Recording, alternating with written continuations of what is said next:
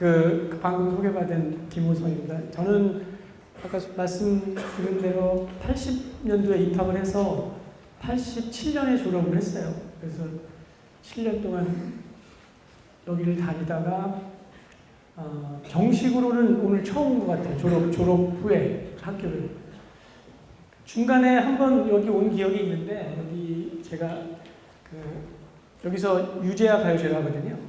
여기서 유재하는데 그 관계 때문에 이제 일 때문에 여기 잠깐 온 적이 한 10년 전인가 있고, 정식으로는 오늘 시험이어서 흥분되기도 하고 그래서 오늘 조금 일찍 와서 학교를 한 바퀴 돌아봤거든요. 근데 되게 많이 변했더라고요. 그래서 참 어디 가든지 잘 모르고 지금 소개받고 해서 식당에 가서 또 맛있는 밥도 교수님이 사주셔가지고, 또 학장님이 저희 동기예요. 그래서 같은 팔공학과 학장님은 또 신방과였고, 저희 다닐 때는 거의 인문대 인원이 150명밖에 안 돼서 저희 연극영화과나 뭐 신문방송학과나 뭐 사학과, 뭐 영문과 다 친구처럼 되게 친하게 지냈어요. 그래서 지금 생각해 보면은 사실은 그때는 그런 걸 잘 몰랐는데 지금 생각해 보면 그분들이 다 나의 자산이구나라는 생각이 잘 많이 들어요. 그래서 여러분도 지금 이 수업을 이렇게 같이 듣고 계시는 옆에 계신 분들을 잘 기억해두고 친하거나 뭐 친하게 의도적으로 할 필요는 없겠지만 알아두시는 게 되게 좋을 거예요. 나중에 10년, 20년이 지나면 여기 계신 분들이 다 여러분의 자산이 될 겁니다. 나중에 지나면 그게 무슨 말인지 이제 이해가 되실 텐데, 선배가 하는 얘기니까 그러려니 한번 그렇게 해보세요. 그러면 좋은 일이 생길 거예요. 제가 오늘 학교를 온다고 그래가지고 여러분들한테 좀 잘 보이려고 며칠 전에 가서 파마를 좀 했거든요. 그래서 제 머리 해준 사람이 되게 유명한 사람이에요. 최강희도 하고 비도 하고 되게 잘 나가는 여자인데, 내가 학교 가서 강연을 한다니까 그러면 얼마 만에 그랬어? 내가 30년 만에 간다고 그랬더니 빈티지하게 예쁘게 잘 해주겠다고 그래서 해줬어요. 근데 정말 빈티지하게 나왔더라고, 파마가. 그래서 할 수 없이 제가 오늘 모자를 썼어요. 너무 막 뽀글뽀글하게 이상하게 진짜 80년대 스타일로 파마가 나와가지고 어쩔 수 없이 트라이로 막 피고 그랬는데도 안 되더라고요. 그래서 오늘 이렇게 모자를 쓰고 온 거에 대해서 좀 양해를 좀 구하고요.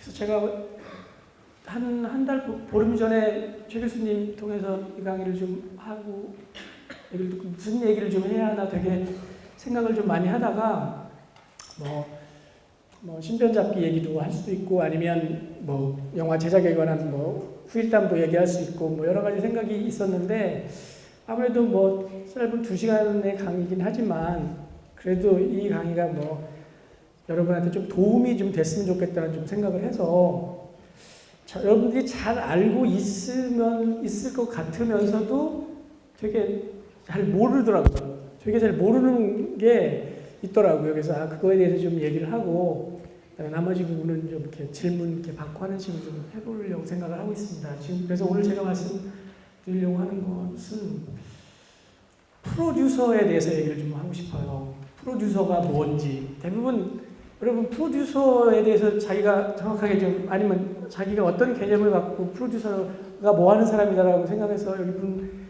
얘기해 주실 분 있으세요? 프로듀서는 뭐 하는 사람인지?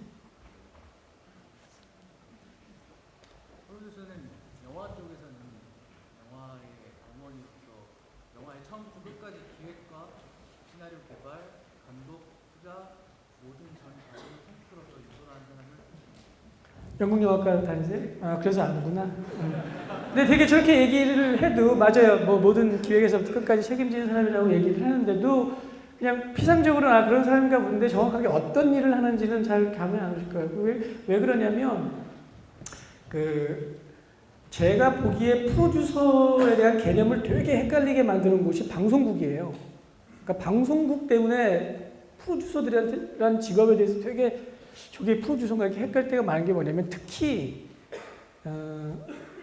드라마 쪽은 괜찮아요. 드라마 쪽은 이미 이제 영화 쪽 시스템이 적용이 돼서 정확하게 인지가 돼 있는데, 예능 쪽 프로그램들 때문에 굉장히 많이 헷갈리고 하시는 분들이 많아요. 왜냐면 이제는 이제 예능 같은 걸 진행하다 보면은 보통 앞쪽에 있는 분들하고 대화를 많이 하잖아요. 그래서 뭐 나 PD, 무슨 PD 물어보잖아요.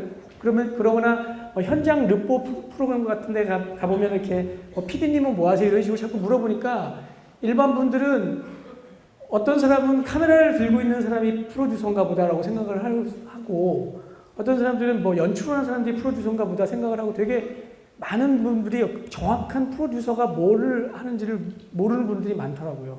그게 이제 방송국은 그 편의에 따라서 사실은 한국이라는 사회가 조금은 어떤 호칭이나 그런 거에 대해서 후한 사회잖아요.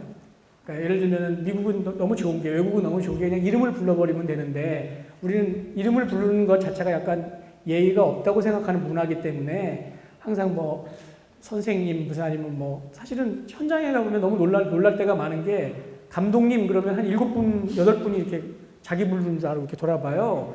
왜 그러냐면 현장의 감독은 전 세계 그 현장에서 감독이라고 치고는 2사람밖에 없어요. 감독, 정말로 감독, 디렉터, 그 다음에 촬영 감독, 그건 DOP라 그러거든요. Director of Photography 그래가지고 딱 2사람밖에 없는데 한국은 촬영 감독, 음악 감독, 미술 감독, 소품 감독 모든 분야의 제일 우두머리를 다 감독이라고 그래요. 그러니까 뭐 성이 그러면 현장에 있다가 감독님 그러면 그 사람들이 다 돌아봐요. 다 자기 감독이라고 그러니까. 근데 그런 식으로 한국에는 약간 호칭에 대해서 조금 후하게 하는 편이어서 그냥 1대1로 이렇게 나가서 촬영을 하는데도 카메라 들고 있으면 감독님 혹은 뭐 PD님 이런 식으로 부르다 보니까 옛날에는 그런 데는 인식이 없었는데 이제는 그게 다 방송에서 노출이 되거든요. 그러니까 아 사람들이 저게 PD인가 보다라고 생각을 하는데 그거는 아니고요. 아까 우리 학생분이 얘기했던 것처럼 그 PD에 대해서 좀 더 정확하게 좀 오늘 얘기를 해주려고 생각을 해요. 그래서 영화 제작이라는 게 이제 PD하고는 정말로 밀접한 관계가 있는데 저희 프로듀서 파트를 한국말로 정확하게 번역을 하면 제작 파트예요. 제작. 그리고 감독 쪽 사이드는 연출 파트예요. 그러니까 정확하게 감독 그러면은 더 정확한 표현은 연출자예요. 연출하는 사람. 그쪽이고 그 감독 밑에서 일을 하는 사람들은 연출부서. 그래서 연출부. 그 다음에 그 위에 제일 감독 밑에서 모든 큰 일을 처리해 주는 사람이 조감독. 어시스턴트 디렉터 이런 식으로 이제 구성이 되어 있거든요. 그 밑에는 그냥 다 이제 연출부 이런 식으로 이제 치고 한국 영화도 이제 사이즈가 많이 커졌기 때문에 옛날에는 조감독이 한두 명이면 됐는데 지금은 한 6명, 5명, 6명 정도가 되거든요.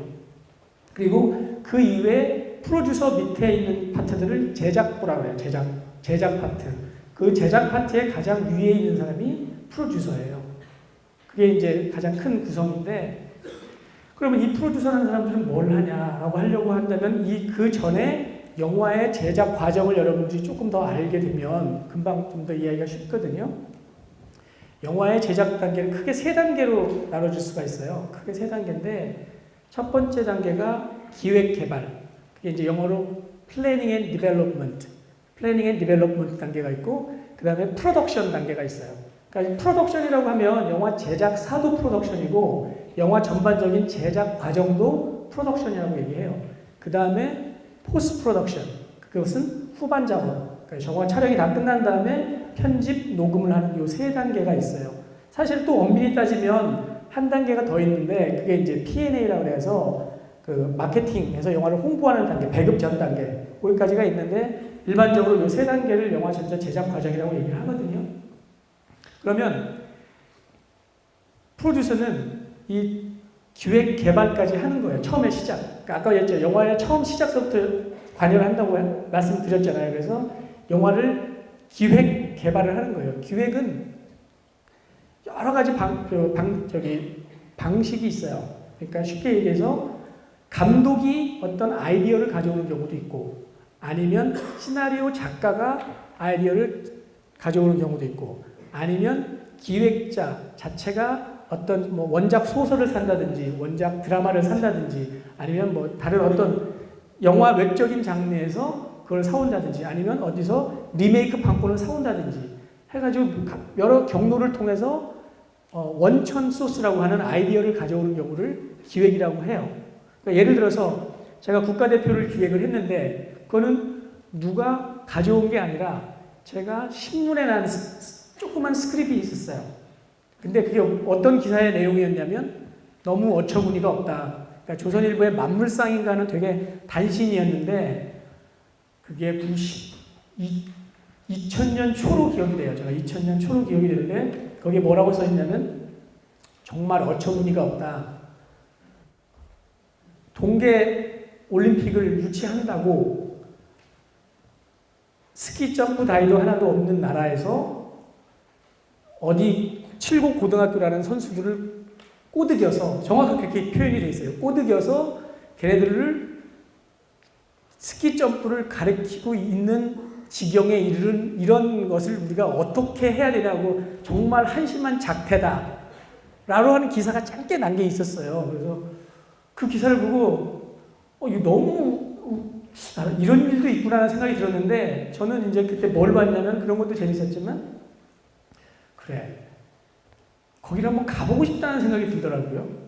도대체 어떻게 무슨 일을 하고 있는지 그래서 수소문 끝에 가 봤더니 정말 어처구니 없는 일들을 하고 있더라고요. 그래서 근데 마침 제가 생각했던 것은 다른 영화인 쿨러닝이 되게 생각이 나더라고요. 그래 이게 무슨 얘네들이 어떤 성취를 이룰지는 잘 모르겠는데 약간 그런 식의 기획을 하면 되겠구나라는 생각이 들어서 그때 이제 그 기사를 스크랩을 해놓은 기억이 있거든요. 그러니까 이런 식으로 기획을 하는 거예요. 그리고 난 다음에 잊어버렸어요. 그거를 시간이 지나서 잊어버렸어요. 왜냐면 그 뒤로 어떻게 된지를 모르니까. 근데 다시 기사가 하나 또 나온 게 어디를 가서 8등인가를 했대요. 그때가 2004년인가가 됐을 거예요. 2004년에 어디 가서 무슨 우리가 알지도 못하는 대회에 나가서 8등인가 7등인가를 해서 뭐 올림픽을 나가는 이제 뭐 퀄리피케이션에 이제 들었다 뭐 이런 식의 이제 기사가 나왔어요. 그래서 이거는 영화가 되겠다라고 해서 이제 결과적으로 영화가 나온 건데 그래서 그 영화가 만들어진 게 거의 한 10년 가까이 시간이 이제 걸린 건데 그런 식으로 기획을 해요, 프로듀서가. 그러면 이제 아까 얘기했던 대로 그런 식으로 아이디어가 떠오르면은 이제 프로듀서가 국가대표를 예를 들어서 얘기를 하면 작가를 붙이는 거예요.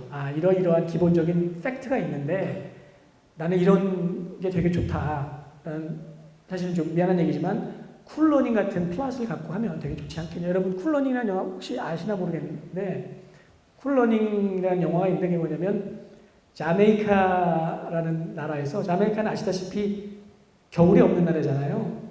온통 여름만 있는 나라인데 거기에 미국 사람이 가서 거기에 있는 육상 선수 4명을 어찌어찌 해서 봅슬레이 선수로 만드는 거예요. 그래서 캘거리 올림픽인가 동계올림픽 가서 얘네들이 비슷해요. 그 봅슬레이를 타다가 엎어져가지고 그걸 2구 가요. 그거 실화예요. 2구 가서 결승점을 통과시키는 그런 실화가 있거든요. 그걸 갖고 영화를 만든 영화가 쿨러닝이라는 영화인데 비슷하잖아요. 플러시 국가대표랑. 그래서 이게 그런 이제 해서 그 영화를 기획을 하게 됐는데 그런 식으로 어떤 기획물에다가 이제 작가를 붙였는데 이제 한참 지나고 난 다음에 이제 그걸 조금 묵혀두고 있는 상황에서 저희가 같이 작업을 했던 김용화 감독이 미녀는 괴로워를 만들었잖아요. 그래서 미녀는 괴로워가 굉장히 영화가 잘 됐어요. 뭐 보신 분, 안 보신 분 계시겠지만. 그래가지고 그 김용화 감독한테 약간 슬럼프가 와였는데 이거는 이제 우리끼리 얘기니까 아주 녹화하고 있어서 조금 미안하긴 한데 사실은 뭐 아는 사실이니까 그때 김용화 감독하고 그 김하중 씨하고 사귀었거든요. 네, 그래서 저는 그래서 그 감독이 주연 여배우하고 사랑하는 거는 적극 권장사항이에요. 저는 적극 권장사항을 왜 권장사항을 하냐면 조명이 틀려요. 그냥 다른 사람 찍을 때는 주진모 찍을 때는 대충 찍어요. 근데 이쪽 와서 이제 김하중 찍잖아요. 그러면 조명이 2시간이야. 너무 예쁘게 찍어주는 거예요. 그런 아주 좋은 점이 있더라고요. 그래서 우리가 제발 그만해라라고 했는데 어쨌든 이건 여담이고 그러고 난 다음에 영화가 끝나고 영화가 잘 됐는데 헤어졌어요. 둘이 이제 막 헤어져서 너무 이제 이 감독이 약간 심란해한 상태에 있는데 야 그러지 말고 이거 어떻겠냐라고 해서 보여준 게 국가대표 시나리오예요. 그랬더니 이제 본인이 뭐 여러 군데 뭐 이제 본인이 우스갯소리로 하는 얘기가 그 영화는 대표님 그 영화는 그 아중이가 하게 만든 영화예요. 뭐 이런 식으로 이제 농담을 하긴 하지만 이제 본인이 이제 빨리 잊어버리거나 어떤 상황에서 뭐 아니면 다른 사람들이 추천을 했거나 어떤 경로를 통해서든지 모르겠지만 어쨌든 본인이 그 영화를 택했어요. 그러니까 결과적으로 그렇게 된 거죠. 자, 제가 이야기 스토리를 하나 어디서 픽업했죠. 신문 기사에서. 그다음에 시나리오 작가를 붙여서 쓰게 만들었죠. 그다음에 감독을 제가 붙였죠. 이게 여기까지가 기획 개발 단계예요. 기획 개발. 이게 프로듀서가 하는 기획 개발의 일이에요. 그것을 이제 여기에서 이제 겹치는데 요 다음 단계로 넘어가면 프로덕션 단계로 가거든요. 근데 프로덕션 단계를 넘기에는 한 가지 되게 중요한 사실이 하나 있어요. 돈이 있어야 영화를 만들죠. 돈이 있어야 영화를 만들잖아요. 그러면 뭘 해야 돼요? 투자를 유치를 해야 되잖아요. 자, 그래서 이제 시나리오가 나오고 감독이 붙었으니까 이제 쭉 해갖고 예산을 쭉 뽑으면 이제 얼마 나오겠다고 예산을 뽑잖아요. 그 예산을 뽑은 걸 갖고 그 예산 가지고 이제 투자자한테 가서 돈을 받는 거예요. 이걸 이제 파이낸싱이라고 그러는데 그것도 프로듀서가 하는 거예요. 그러려면 이 파이낸싱을 해서 투자를 받으려면 하는 게 뭐 제일 중요한 게 뭐냐면 시나리오, 감독, 그다음에 캐스팅을 붙여야 돼요. 캐스팅이라는 것은 이제 배우, 어떤 배우하고 영화를 할 것인지. 그래서 이제 그때 국가대표를 예를 든다면은 이제 하정우하고 이제 몇몇 해가지고 사실은 캐스팅을 다 해갈 필요는 없고요. 주연 배우만 캐스팅을 해가면 돼요. 그래서 책, 감독, 그 다음에 주연 배우. 요거를 딱 해가지고 이제 투자를 가요. 투자한테 돈을 받으러 가는데 이거를 뭐라 그러냐면 패키징이라고 그래요. 패키징 한다고 그래요. 그것도 제작자가, 프로듀서가 하는 일이에요. 그 패키징을 해서 항상 우리가 하는 얘기가 패키징을 섹시하게 해야 된다. 정말로 매력 있는 패키징을 해야 된다. 그러니까 좋은 시나리오, 좋은 감독, 그다음에 좋은 배우 딱 붙여갖고 이제 투자한테 가면 돈이 나오죠. 돈이 이제 나오면 이제 그걸 가지고 영화 제작 단계로 들어가는 거예요. 그래서 제작 단계로 들어가는데 제작 단계를 크게 둘로 나눌 수가 있어요. 그게 프리 프로덕션과 프로덕션. 전체는 프로덕션인데 옛날에는 감독 중심의 영화를 할 때는 프리 프로덕션이 굉장히 무시가 됐었어요. 그냥 감독이 머리에서 생각나는 대로 그때 찍으면 된 게 감독 중심의 시대였다면 프로듀서 시대 중심의 영화 제작이 되면서 그게 프리 프로덕션이 굉장히 중요하게 돼요. 그래서 이 대목에서 설명을 해야 되는 부분이 뭐냐면 한국 영화의 약간 흐름을 잠깐 이해를 좀 해야 이제 이게 설명이 되는데 한국 영화가 본격적으로 산업화, 아직까지는 한 2000년대 이후에는 산업화가 됐다고 얘기를 할 수 있지만 그전에는 한국 영화가 산업화가 됐다고 얘기하지 못하는 것이 주로 감독의 머릿속에서 나오는 기획을 가지고 감독의 역량에 의지해서 찍었던 영화들이 굉장히 많아요. 그게 이제 한 80년대, 90년대 들어오기 전까지가 그런 시대인데 한국 영화는 사실은 그 전으로 또 넘어가면은 영화라는 것에 대한 얘기를 조금 하다 보면은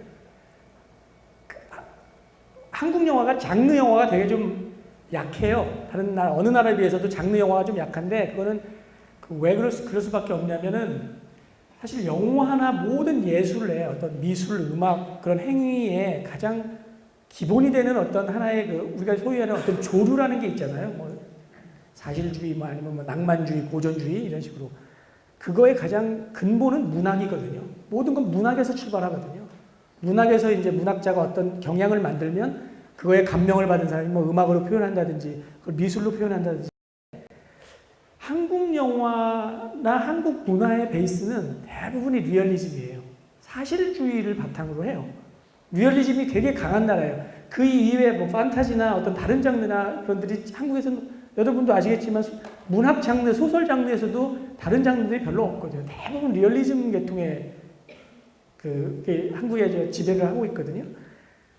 그 전에 모든 감독들이 픽업했던 그 아이디어들이 대부분 문학 작품에서 영화를 픽업을 했어요.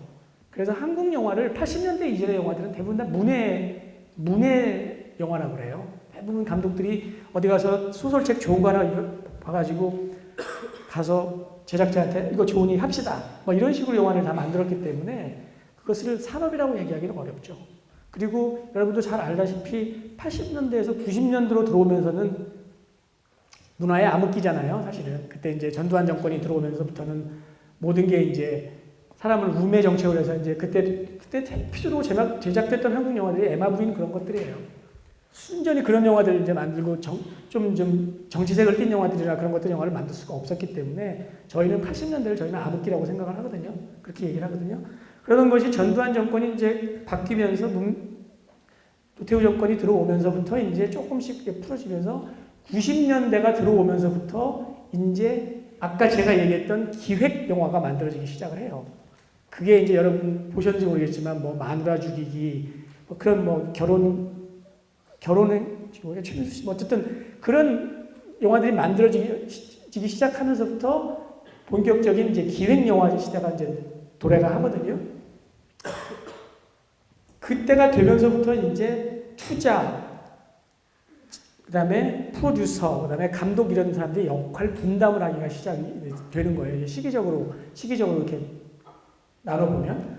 그러면은 90년대 중반이 되면서부터 이제 한국 영화가 본격적으로 그런 거 이제 여러분 제가 이제 죄송해요. 이제 자꾸 연극 영화과 강의를 하다 보니까 다시 영화를 다 안다는 전제로 얘기를 하는데 뭐 그때 제일 이제 저희 영화 본격적으로 영화를 산업적으로 만든 영화가 이제 은행나무 침대 조금 이제 더 올라가면서 이제 여러분 그건 너무 잘 아실 거예요. 쉬리를 통해서 이제 본격적으로 한국 영화가 이제 제작이 주로가 되는 시대로 이제 들어서거든요. 그래서 그런 식으로 영화계의 이제 흐름이 쭉 만들어지는데 이제 그게 이제 2000년대 중반까지 오면서 피크를 만들면서 그 한국 영화의 이제 기획자 시대가 이제 만들어지는 거예요.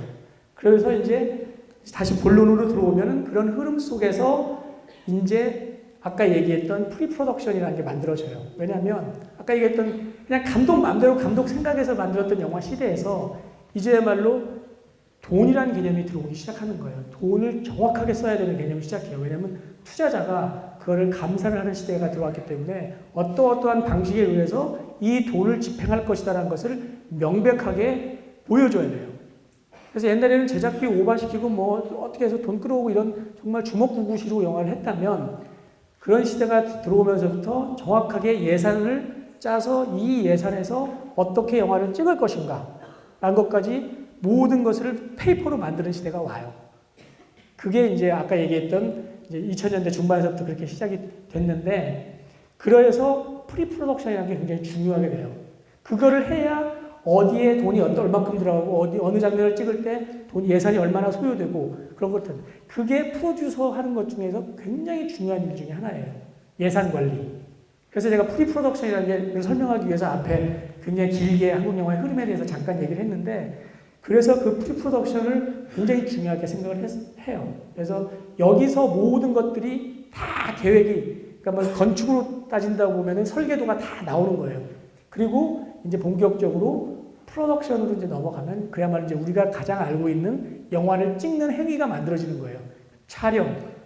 소위 말하는 이제 우리가 말하는 촬영을 한다라는 개념의 프로덕션이 진행이 딱 되면 그게 끝나면 이제 이것도 잘 알고 있지만 이제 포스트 프로덕션으로 넘어가거든요.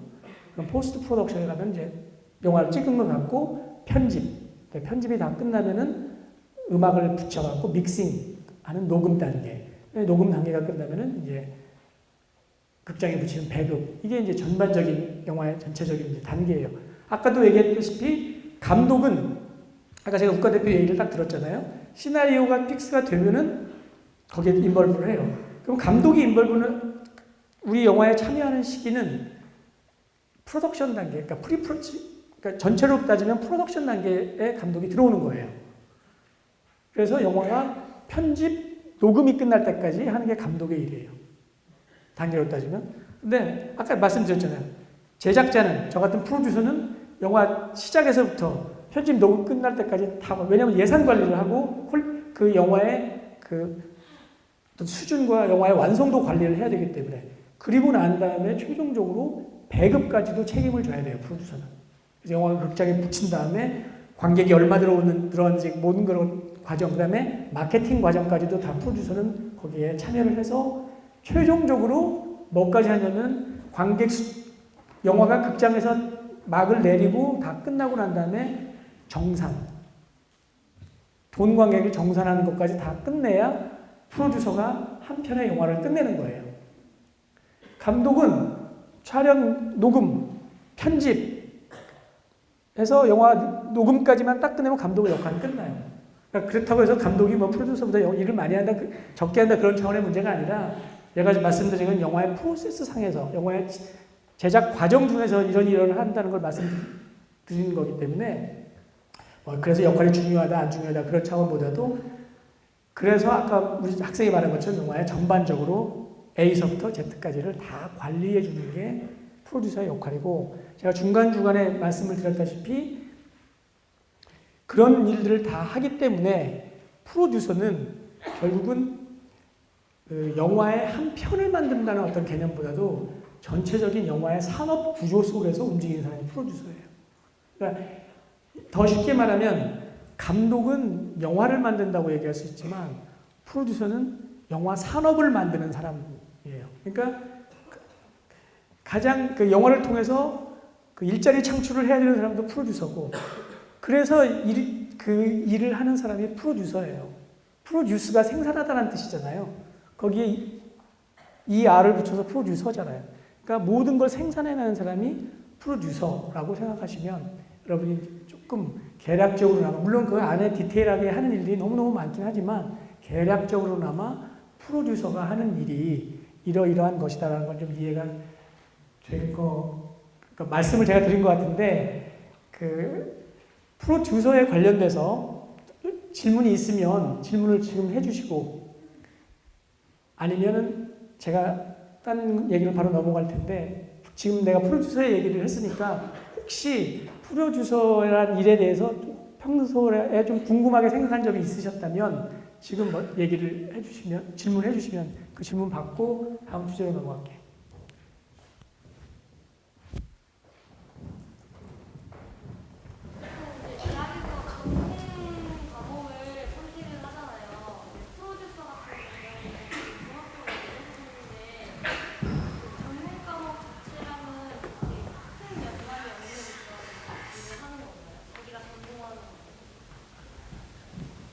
네, 그 좋은 질문인데요.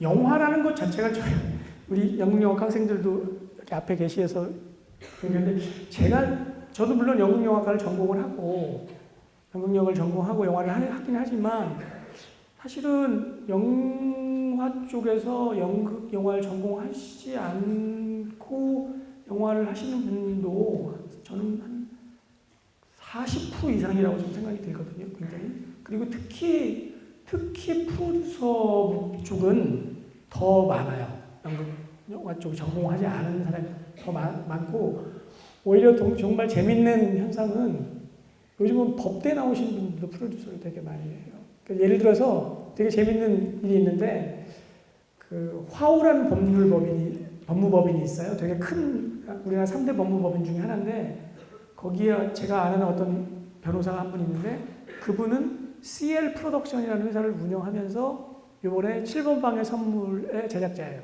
프로듀서예요. 그러니까 특별히 어떤 전공이 뭐 프로듀서를 하는데 유리하다 그런 건 저는 없는 것 같아요. 그러니까 제 경우로 예를 들면, 저는 연극영화과 출신인데 한 번도 연출을 해보겠다는 생각이 없었어요.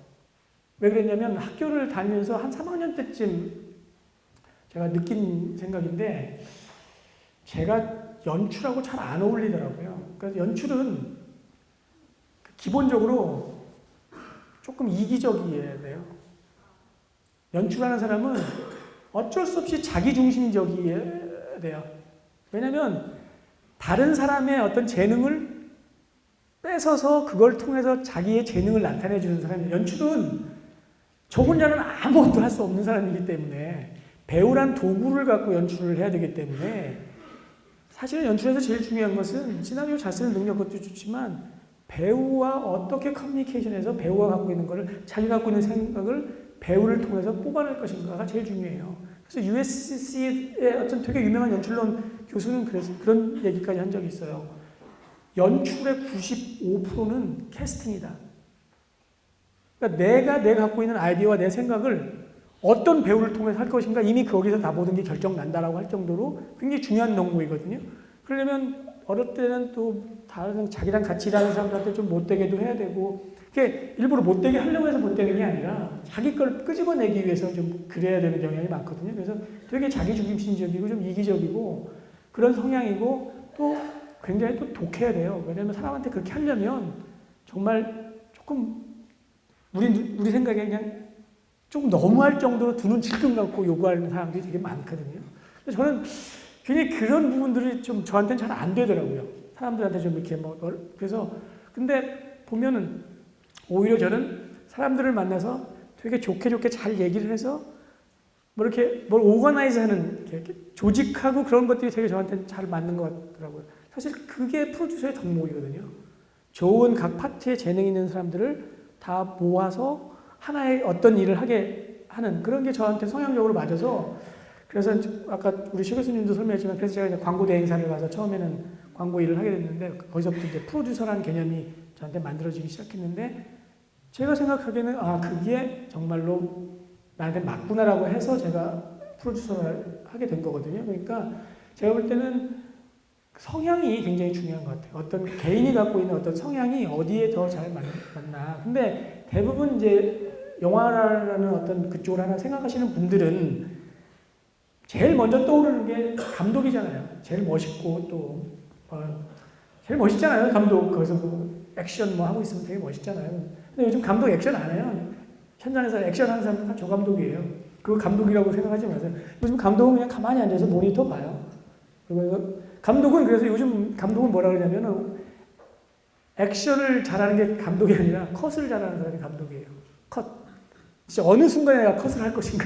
그게 더 감독의 중요한 덕목인데 어쨌든 뭐 그런 정도로 제일 중요한 것은 내가 어느 성향을 어떤 성격적으로 내 캐릭터가 어떤 성격을 좀 갖고 있나를 검토하고 그거에 대해서 생각해 보는 게 제일 좋은 것 같아요. 그 프로듀서가 하려면. 그러면은 거기에 맞는 공부라는 게 생각이 되죠. 어떤 공부를 하면 좋겠다라는 게 생각이 드는데 쉽게 얘기해서 프로듀서는 모든 걸 깊게 가면 제일 좋죠. 근데 선택은 해야 되잖아요. 깊게 갈 것인지 넓게 갈 것인지. 프로듀서는 넓게 가는 게 좋아요. 다방면을 아는 게 제일 좋아요. 뭐 음악, 미술, 뭐 그냥 잡학해가지고 뭐 A서부터 Z까지 어떤 데에서 딱 나오면 특히 시사, 상식 모든 거에 대해서 다 알고 있으면 되게 좋아요. 깊이 가는 사람은 감독이고 넓게 가는 사람이 프로듀서니까 그렇게 따지게 하면은 조금 어떤 공부를 해야 될 건지 어떤 상황을 갖고 자기 방향을 정할지 조금 이해가 되죠.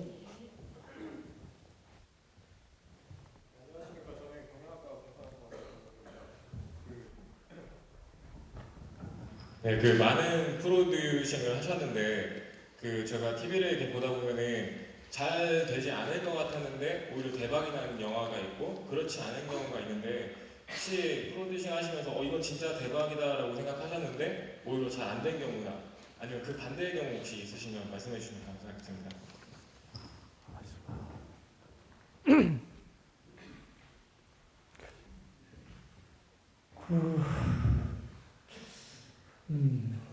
제 경우를 얘기해야죠. 그러면 왜냐하면 남의 영화를 갖고 얘기할 수는 없는 거고요.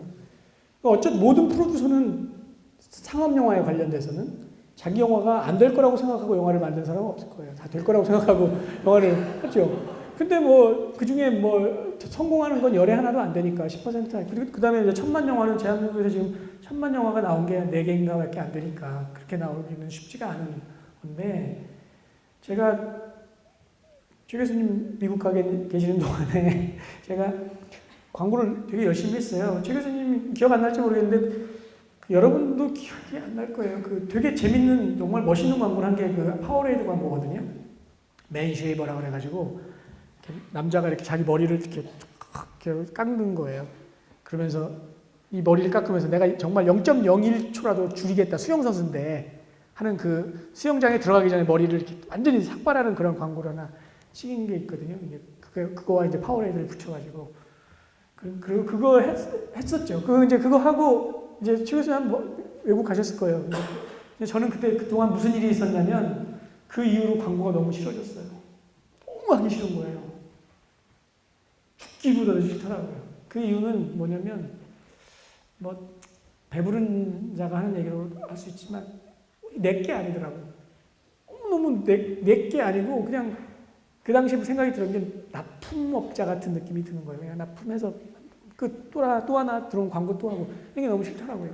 뭔가 내 거를 좀 하고 싶다는 생각이 들어서 이제 그때는 이제 모든 정신이 그쪽으로 다 팔려 있어가지고 제 회사에 있는 대표를 꼬셔서 모든 기획을 제가 해올 테니까 하자라고 해서 만든 영화가 사이렌이라는 영화를 만들었거든요. 그게 영화는 망하고 배우들은 성공한 케이스인데 그 신현준하고 정준호가 그거 가지고 계속 지금까지 놀고 먹잖아요. 연애 프로 나오면 자기 사이렌 때 불이 어디로 들어왔다는 거. 그때서부터 그 관계가 만들어진 거예요. 제 영화 때문에 그 두 사람 관계가 만들어진 건데 그게 저는 대박 날 줄 알았어요. 대박 날 줄 알고 영화를 만들었는데 결과적으로는 쪽박을 찼죠. 완전 망했거든요. 그래서 근데 왜 그랬냐면 제가 사이렌 제작할 때 또 리베라메라는 영화가 동시에 두 개가 불영화가 한 달 간격으로 나왔어요. 저는 이제 신현준 씨하고 정준호 씨하고 지금 이승에는 없는 장진영 씨가 이렇게 지금 세 분이 나와서 이제 또 보고 그 당시 저쪽에는 그 당시 제일 잘 나갔던 차승원 씨, 최민수 씨, 차승원 씨 이렇게 나왔던 영화인데 물론 결과적으로는 그게 더 훨씬 더 성공을 했어요. 그러니까 지금 내가 왜 이 얘기를 하려고 하냐면 영화라는 건 정말로 어느 정도 하늘이 내린다는 어떤 그런 말이 있듯이 타이밍 그런 것들이 굉장히 중요해요. 그러니까 시나리오 하나만으로는 판단할 수 없는 변수들이 굉장히 많아요. 그 당시 경쟁 상황은 어떤 것인지 어떤 영화가 그 당시 있는 건지 사실 알 수가 없거든요. 근데 거의 개봉할 이쯤에 가야 그게 윤곽이 드러나거든요. 경쟁 작품이 뭐 있고 뭐가 나온다든지 아무리 영화를 잘 만들어도 나보다 더 좋은 경쟁 작품이 나오면 망하는 거예요. 이번에 사실은 베를린이 안 된 영화가 아니잖아요. 거의 700만 가까이 한 영화인데 7번 방의 기적이 선물이 그렇게 잘 될지 누가 알았겠어요. 아무도 베를린이 700만 넘었다고 신문이 잘 안 나오잖아요. 7번 방의 선물이 훨씬 더 주목을 더 많이 받으니까 경쟁 상황에서. 제가 그랬거든요. 제가 미녀는 개봉하고 있을 때 중천이라는 영화가 나왔거든요. 중천 기억하는 사람 아무도 없을 거예요. 그 감독이 이번에 러닝맨 만든 감독인데 제일 그 경쟁 상황이라는 게 제일 중요해요. 물론 워낙 영화가 갖고 있는 완성도가 높고 하면 그 흥행 이외의 어떤 영화 다른 쪽의 어떤 성과를 분명히 인정을 받거든요. 그러면 또 영화를 만들 수 있는 기회는 되지만 아까 이제 영화가 흥하고 망한다는 개념이 상업적인 걸 기준으로 얘기를 하니까 제일 중요한 건 그런 것들이 근데 그 경쟁 상황에 놓여 있는 어떤 그 요소들 중에 배우가 됐건 뭐가 됐건 되게 많은 요소들이 거기에 작용을 하잖아요. 그러니까 영화 그 자체만으로 영화의 성패를 판단하기에는 너무 어렵고 항상 상대적인 상황들이 너무 많이 배치되어 있으니까 정말 제작자들은 아까 얘기했던 대로 아까 제가 모든 걸 넓게 알아야 된다고 그랬잖아요. 정보력이 굉장히 중요해요.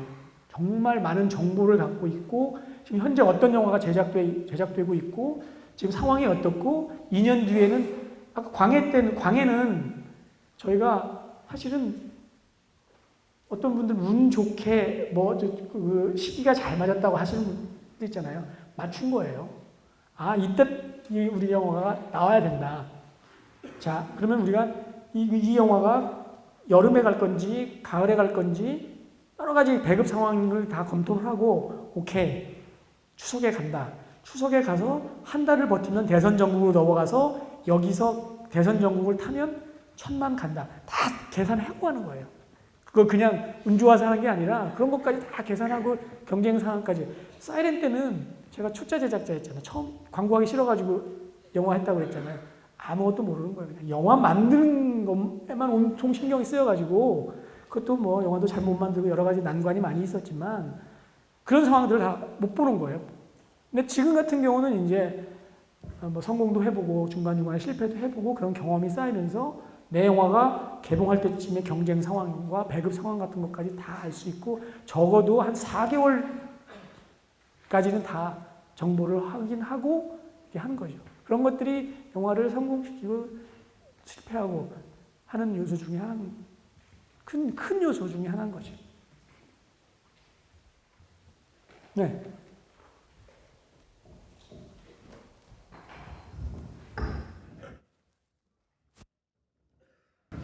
안녕하세요. 정보시스템학과 나경주라고 합니다. 약간 민감한 질문일 수도 있는 것 같은데 아까 사이렌 영화 찍고 쪽박을 셨다고 하셨는데 한 번 그렇게 하고 나면은 다시 이렇게 하기가 쉽지 않을 것 같은데 굴곡이 계속 있는데 그걸 계속 다시 할 수 있게 됐는지 그게 궁금해서 여쭤보고 싶습니다. 이 질문을 해주셔서 너무 고맙습니다. 그래서 제가 다른 회사에서 영화를 제작한 거잖아요. 제가 다른 회사 가서 그 회사의 대표를 설득해서 영화를 해서 완전히 쪽박을 찼으니까 그 회사를 다닐 수가 없죠. 책임을 져야 되니까. 제가 회사를 그만뒀어요. 그래서 역시 숭충이는 솔잎을 먹고 살아야 돼 라고 생각을 하고 이제 나는 영화 안 돼. 그리고 왜냐면 영화를 했던 사람이 영화를 해서 한 번 정도 했으면은 그것을 또 경험으로 인정을 해줘요. 그 당시에 거의 30억 가까이 든 영화였기 때문에 2000년에 지금으로 따지면 거의 7, 80억짜리 영화를 한 거거든요. 불영화를 했기 때문에 되게 큰 영화거든요. 큰 사이즈 영화에. 그 정도 사이즈 영화를 제작했으면 다른 영화를 제작할 수 있는 기회가 있는데 아까도 얘기했다시피 저는 광고 쪽에서 갔던 사람이기 때문에 약간 그 업계에서 약간 배타적 분위기가 있었어요. 그래서 나는 안 되겠구나라고 생각을 해서 저는 이제 그만두고 이제 하던 대로 광고해야 되겠다 라고 생각을 하고 이제 제 독립 프로덕션을 만들어요. 지금도 그 회사가 있어요. 지금 이제 영화를 하는 회사는 리얼라이즈라는 회사인데 지금 제가 잉크스팟이라는 작은 프로덕션을 만들어 갖고 이제 다시 광고를 하죠. 그래서 이제 그때 이제 저랑 같이 광고를 만들었던 감독이 박광현 감독이라고 웰컴 투 동막골을 만드는 감독이에요. 그분도 광고 대행사 출신이에요. 저는 맥켄 에릭스라는 광고 대행사 출신이고 그분은 리오 보넷이라는 광고 대행사 출신인데 그것도 외국계 광고 대행사에서 그분은 맥도날드 광고를 만든 분이에요. 그래서 같이 맥도날드 광고도 하고 뭐 좋은 광고들을 많이 만들었어요. 그중에 대표적인 게 이제 교보생명으로 이제 광고 대상도 받아요. 그게 무슨 광고냐면 기억날지 모르겠지만 최민식 씨가 친구한테 노래 불러주는 광고 있어요. 거칠은 벌판으로 달려가자면서 그거 광고를 만들어갖고 광고 대상을 이제 받으면서 한 4년 동안 그냥 광고를 해요. 광고를 쭉 했었어요. 광고를 쭉 했는데 그러니까 아까 얘기했던 것처럼 이제 너무 아픈 상처를 받았잖아요. 뭐 결과적으로 영화가 안 됐으니까. 근데 제가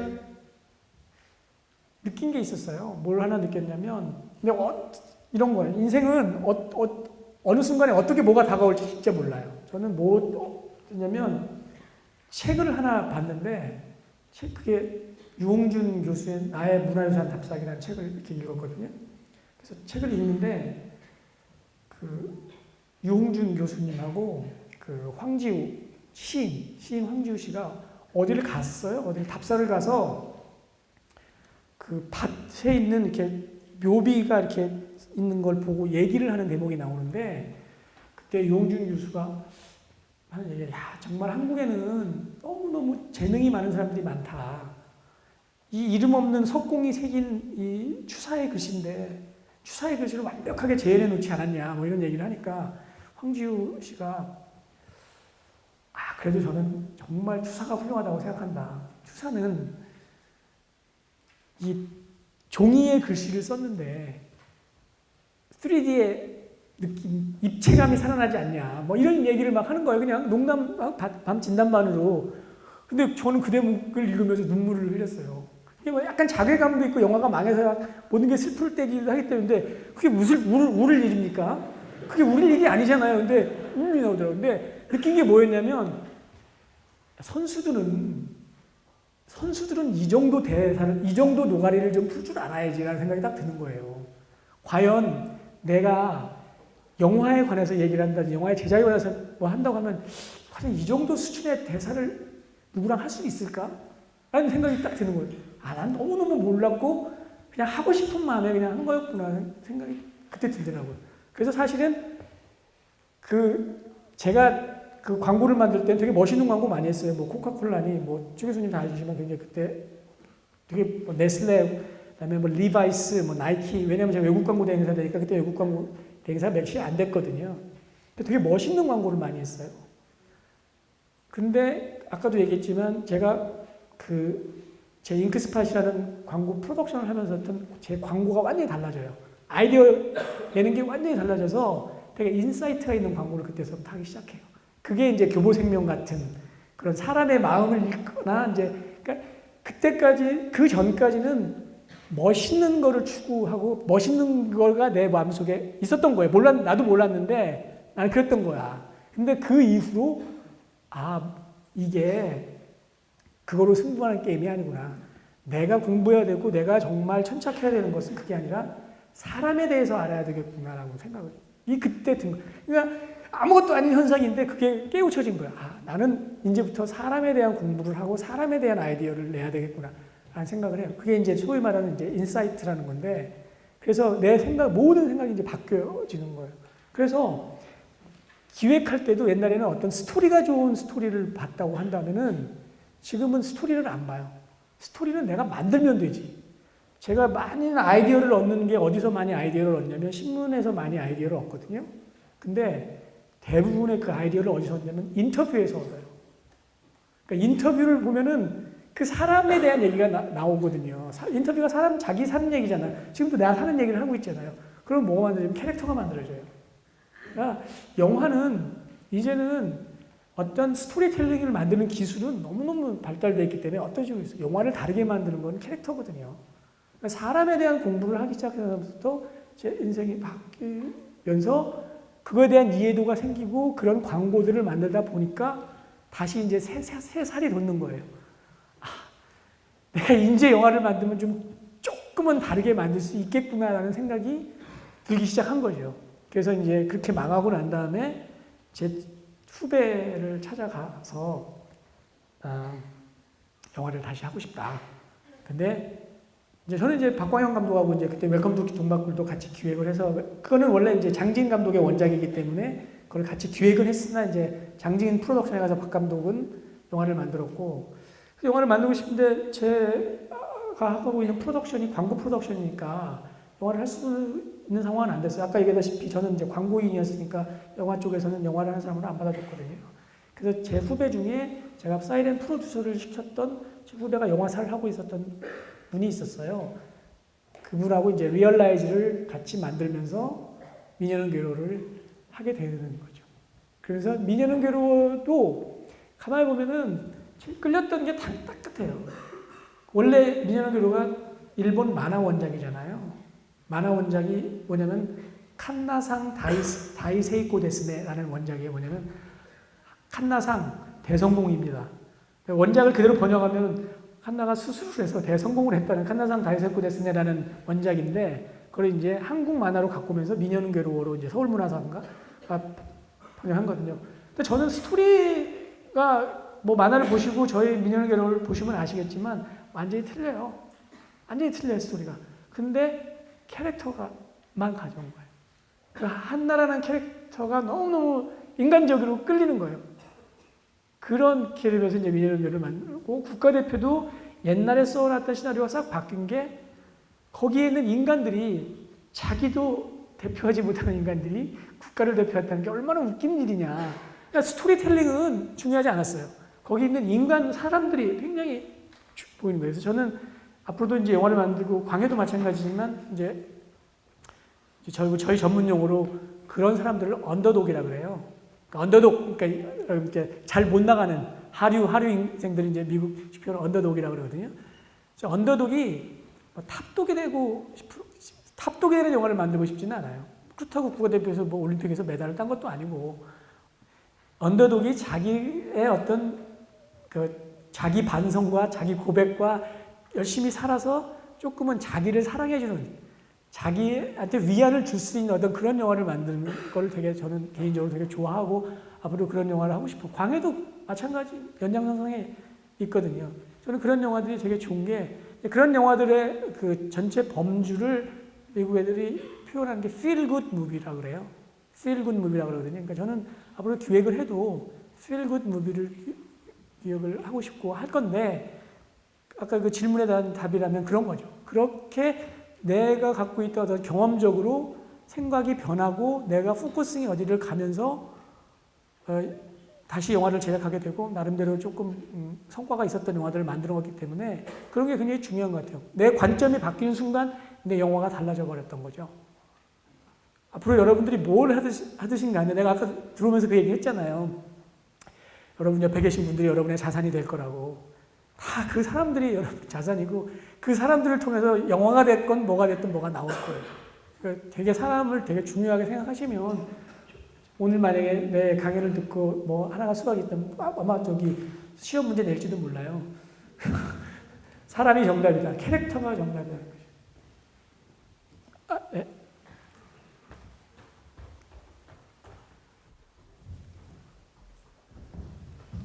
네, 저희가 영화가 공포락 박부입니다.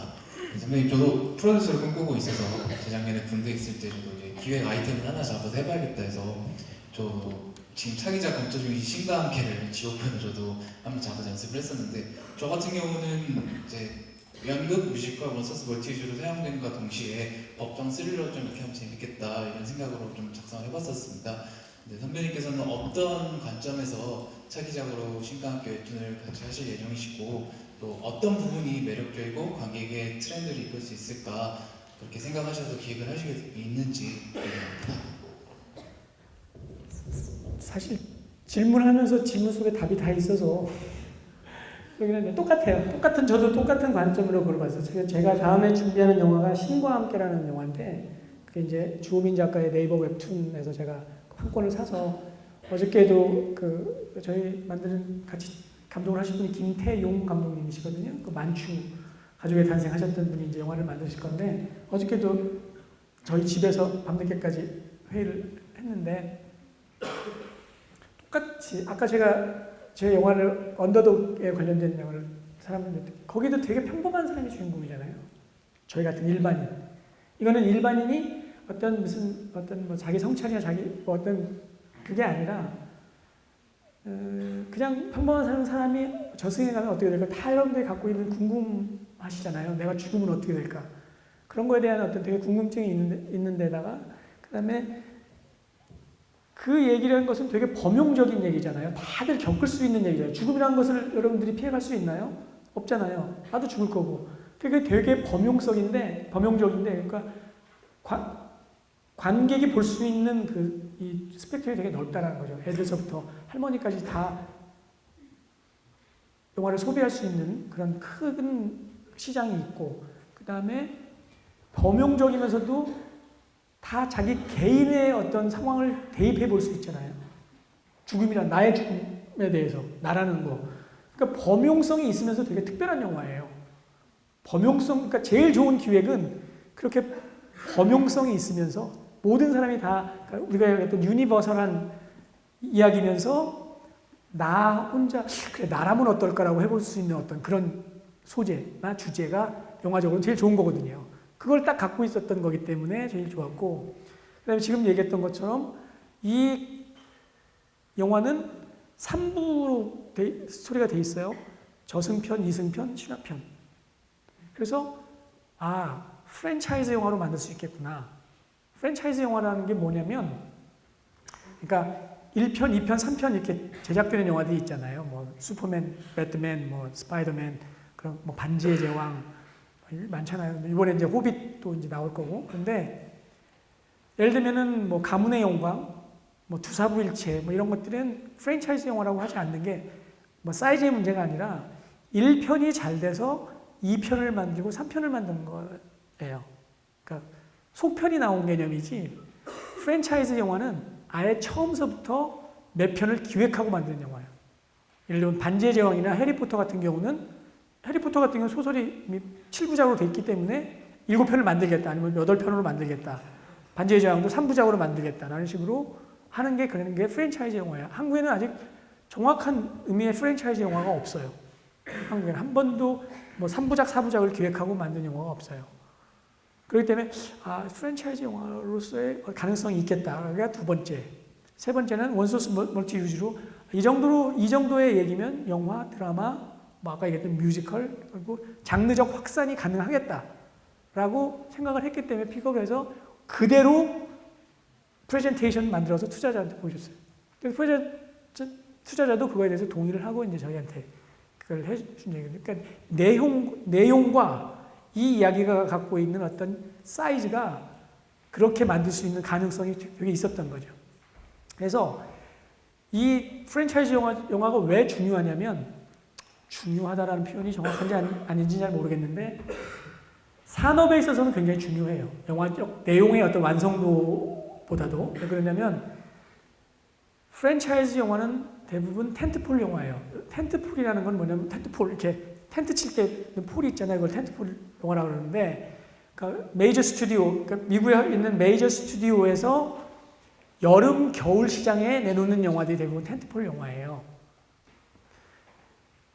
다른 영화들이 흥행적으로 성과가 안 좋아도 여름, 겨울 시장에서 흥행적으로 성과가 되면 그 영화사는 버틸 수가 있거든요. 그러니까 텐트를 칠 때 가장 중요한 텐트폴 영화가 대부분 프랜차이즈 영화예요. 여름, 겨울 시장에. 그게 뭐 2억 불, 3억 불씩 하는 대규모 투자되는 영화예요. 그런 영화를 통해서 회사의 안정적인 수익을 만들어 놓은 다음에 작은 영화를 한다든지 조금 더 실험적인 영화를 한다든지 할 수 있는 거거든요. 그러니까 예를 들면은 우리나라 투자자 같은 경우도 앞으로 이제 영화가 점점 더 산업화가 되면서 한 2년, 3년 전서부터 이미 그런 현상이 만들어지기 시작했는데 여름, 겨울 시장에는 100억 넘는 영화들이 붙잖아요. 근데 텐트폴 영화라고 할 수 있는데 아직까지 프랜차이즈 영화는 아니죠. 어떤 몇 부작으로 기획해서 된 건 아니니까. 그렇기 때문에 이 다음에 신과 함께라는 영화는 그럴 가능성이 있어서 지금 투자자와 오케이 그러면 이거는 프랜차이즈로서 텐트폴 영화로 여름방학이나 겨울방학, 크리스마스 시즌에 가는 영화로 하자 하는 기획적 요소가 맞아 떨어져서 이 영화를 픽업하게 된 거죠. 저기 하고 그다음에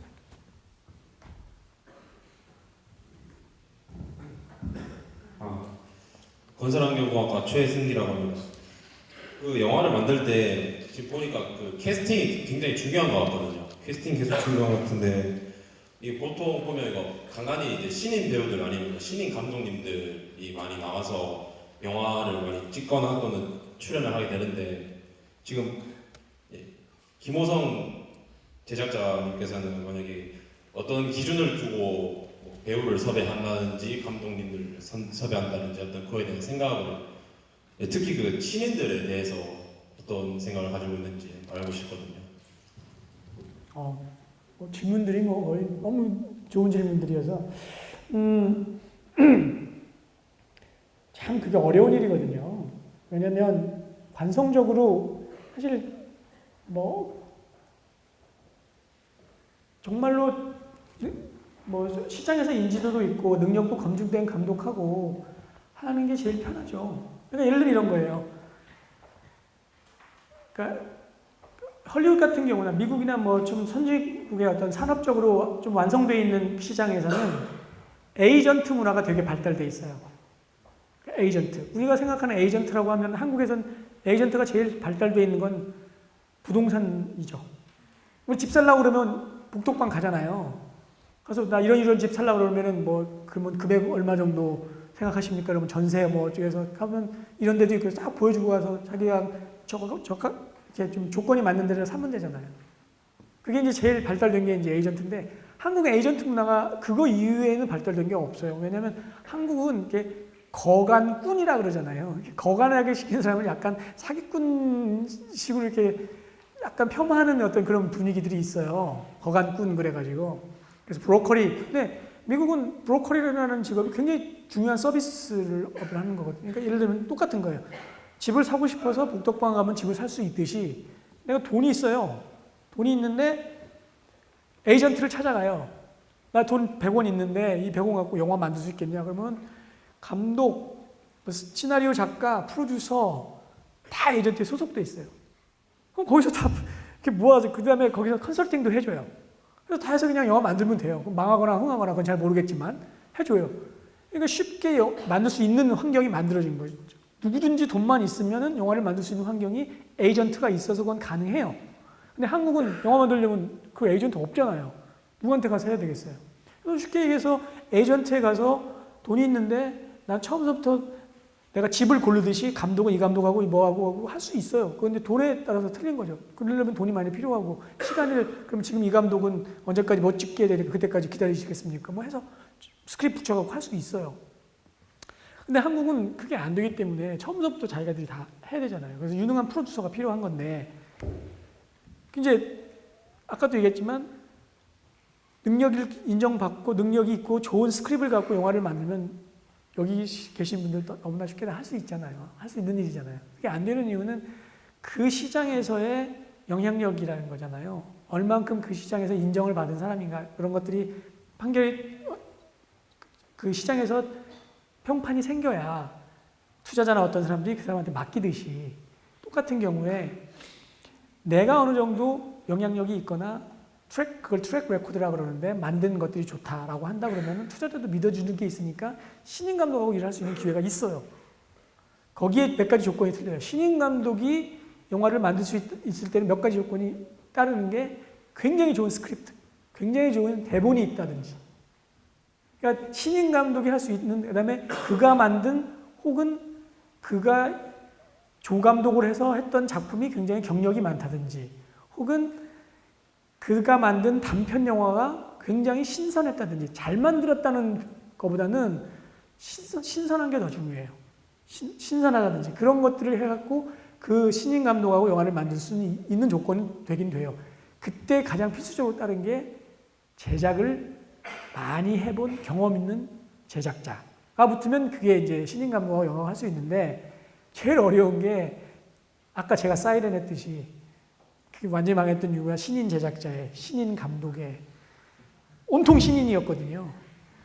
그게 이제 어려운 거죠. 사실은 근데 그렇게 매를 맞으면서 커가는 거죠. 그래서 사실은 영화를 한두 편 만들거나 한두 편, 두세 편 만든 제작자는 되게 중요한 자산이에요. 그건 인더스트리가 돈을 들여서 만들어 놓은 자산이에요. 그러니까 그런 자산들을 잘 활용할 수 있게 만드는 시스템이 만들어져야 이 산업이 선순환 구조로 들어가는 거예요. 한 편 망해가지고 잘 안 돼서 폐기 처분. 또 그러면 또 신이 해야 되잖아요. 한 편 만들어서 또 폐기 처분. 그러면 빈익빈 부익부 하는 사람만, 하는 감독만 할 수 있는 굉장히 불균형한 산업이 되거든요. 근데 다행스럽게 지금 한국 영화는 굉장히 약간 선순환 구조로 들어가고 있어요. 그러면서 영화 만드는 사이즈가 제작 편수가 많아지니까 신인들도 영화를 만들 수 있는 찬스가 커지고 지금은 약간 그 사이클로 좀 다행스럽게 들어가고 있는 거죠. 여기 네. 마이크 좀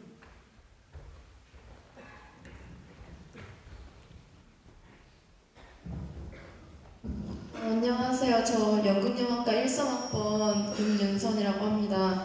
근데 어떻게 보면 지금 선배님께서는 상업 영화 쪽을 이렇게 종사하고 계신 거잖아요. 근데 요새 홍상수 감독님이나 이번에 지슬 감독하신 옥멸 감독님처럼 이렇게 한국 독립영화, 예술영화들이 각광을 되게 많이 받고 있잖아요. 그러니까 그런 독립영화, 예술영화 같은 거에 어떻게 생각하시는지 궁금합니다.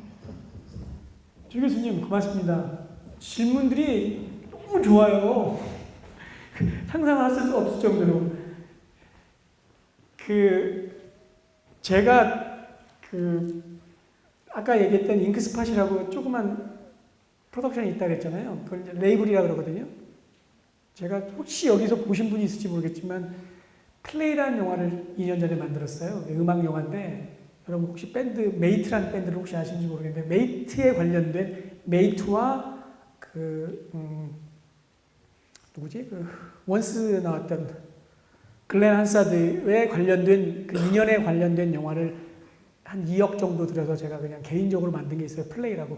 나중에 한번 가서 다운받든지 한번 보세요. 되게 재밌어요. 안 망했어요.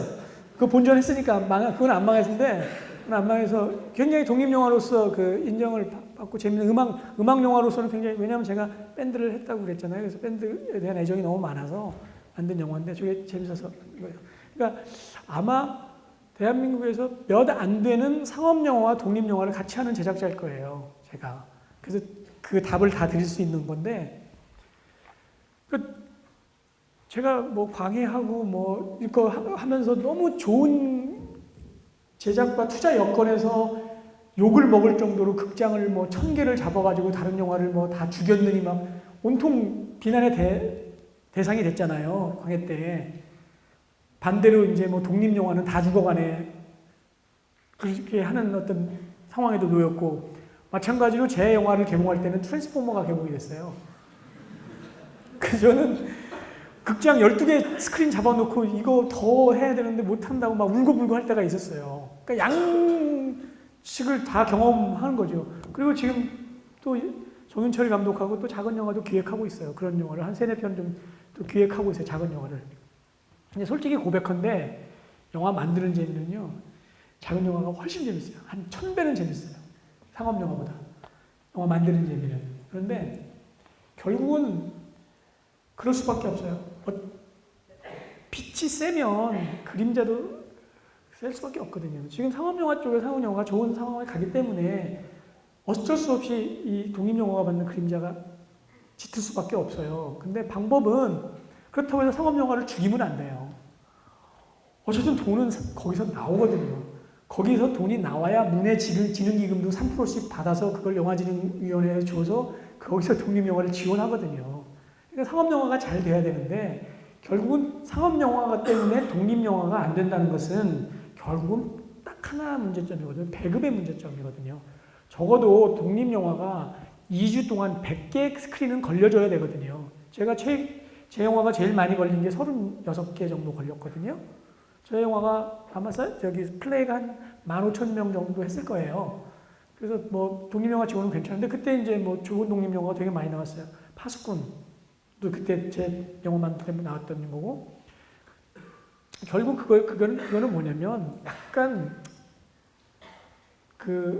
이건 업계 약간 비밀인데 얘기를 해야 되는데 지금 어떤 움직임이 있냐면 지금 대규모 제작사는 배급사는 CJ하고 지금 롯데하고 몇 군데 있잖아요. 그 극장까지 갖고 있는. 그래서 배급에 지금 불균형이 너무 심화되어 있다라고 생각을 해서 지금 정부 쪽에서 제작가 협회 차원을 통해서 새로운 배급사를 하나 출범을 시킬 거예요. 그러니까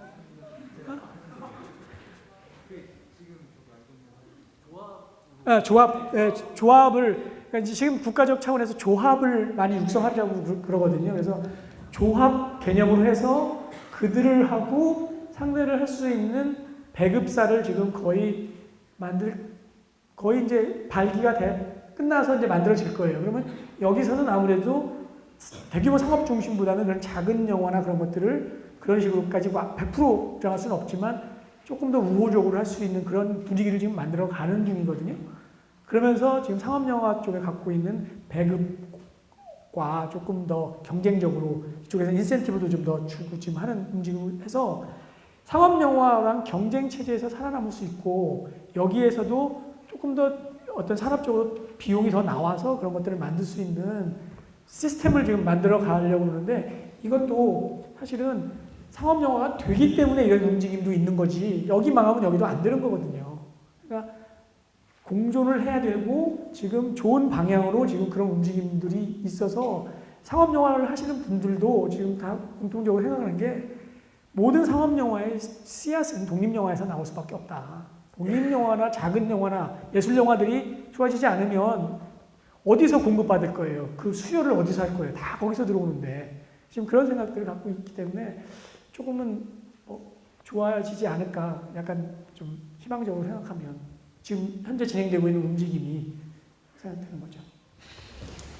죄송한데 이해를 하나만 그 솔직히 방해를 만드셨을 때 약간 영화계에서의 다른 영화 중에 하나가 이게 결국 시대의 아이템 같아요. 연락의 아이템이 아니고 시대의 아이템이었는데 연락에는 거의 제작 대행에 가까운 그런 걸로 해서 투자 집률도 솔직히 그 광이 1000만 넘는 걸 수익금에 별로 못 받은 걸로 알고 있는데 그런 의미에서 있는데 제작자 중심의 영화계로 가야 되는데 투자자 중심의 영화계로 가다 보니까 돈에 대한 선수상 구조가 투자자 중심이 되다 보니까 정부가 아무리 기획을 해도 대기업에 의한 역할론이 지금 줄고 있는 거거든요.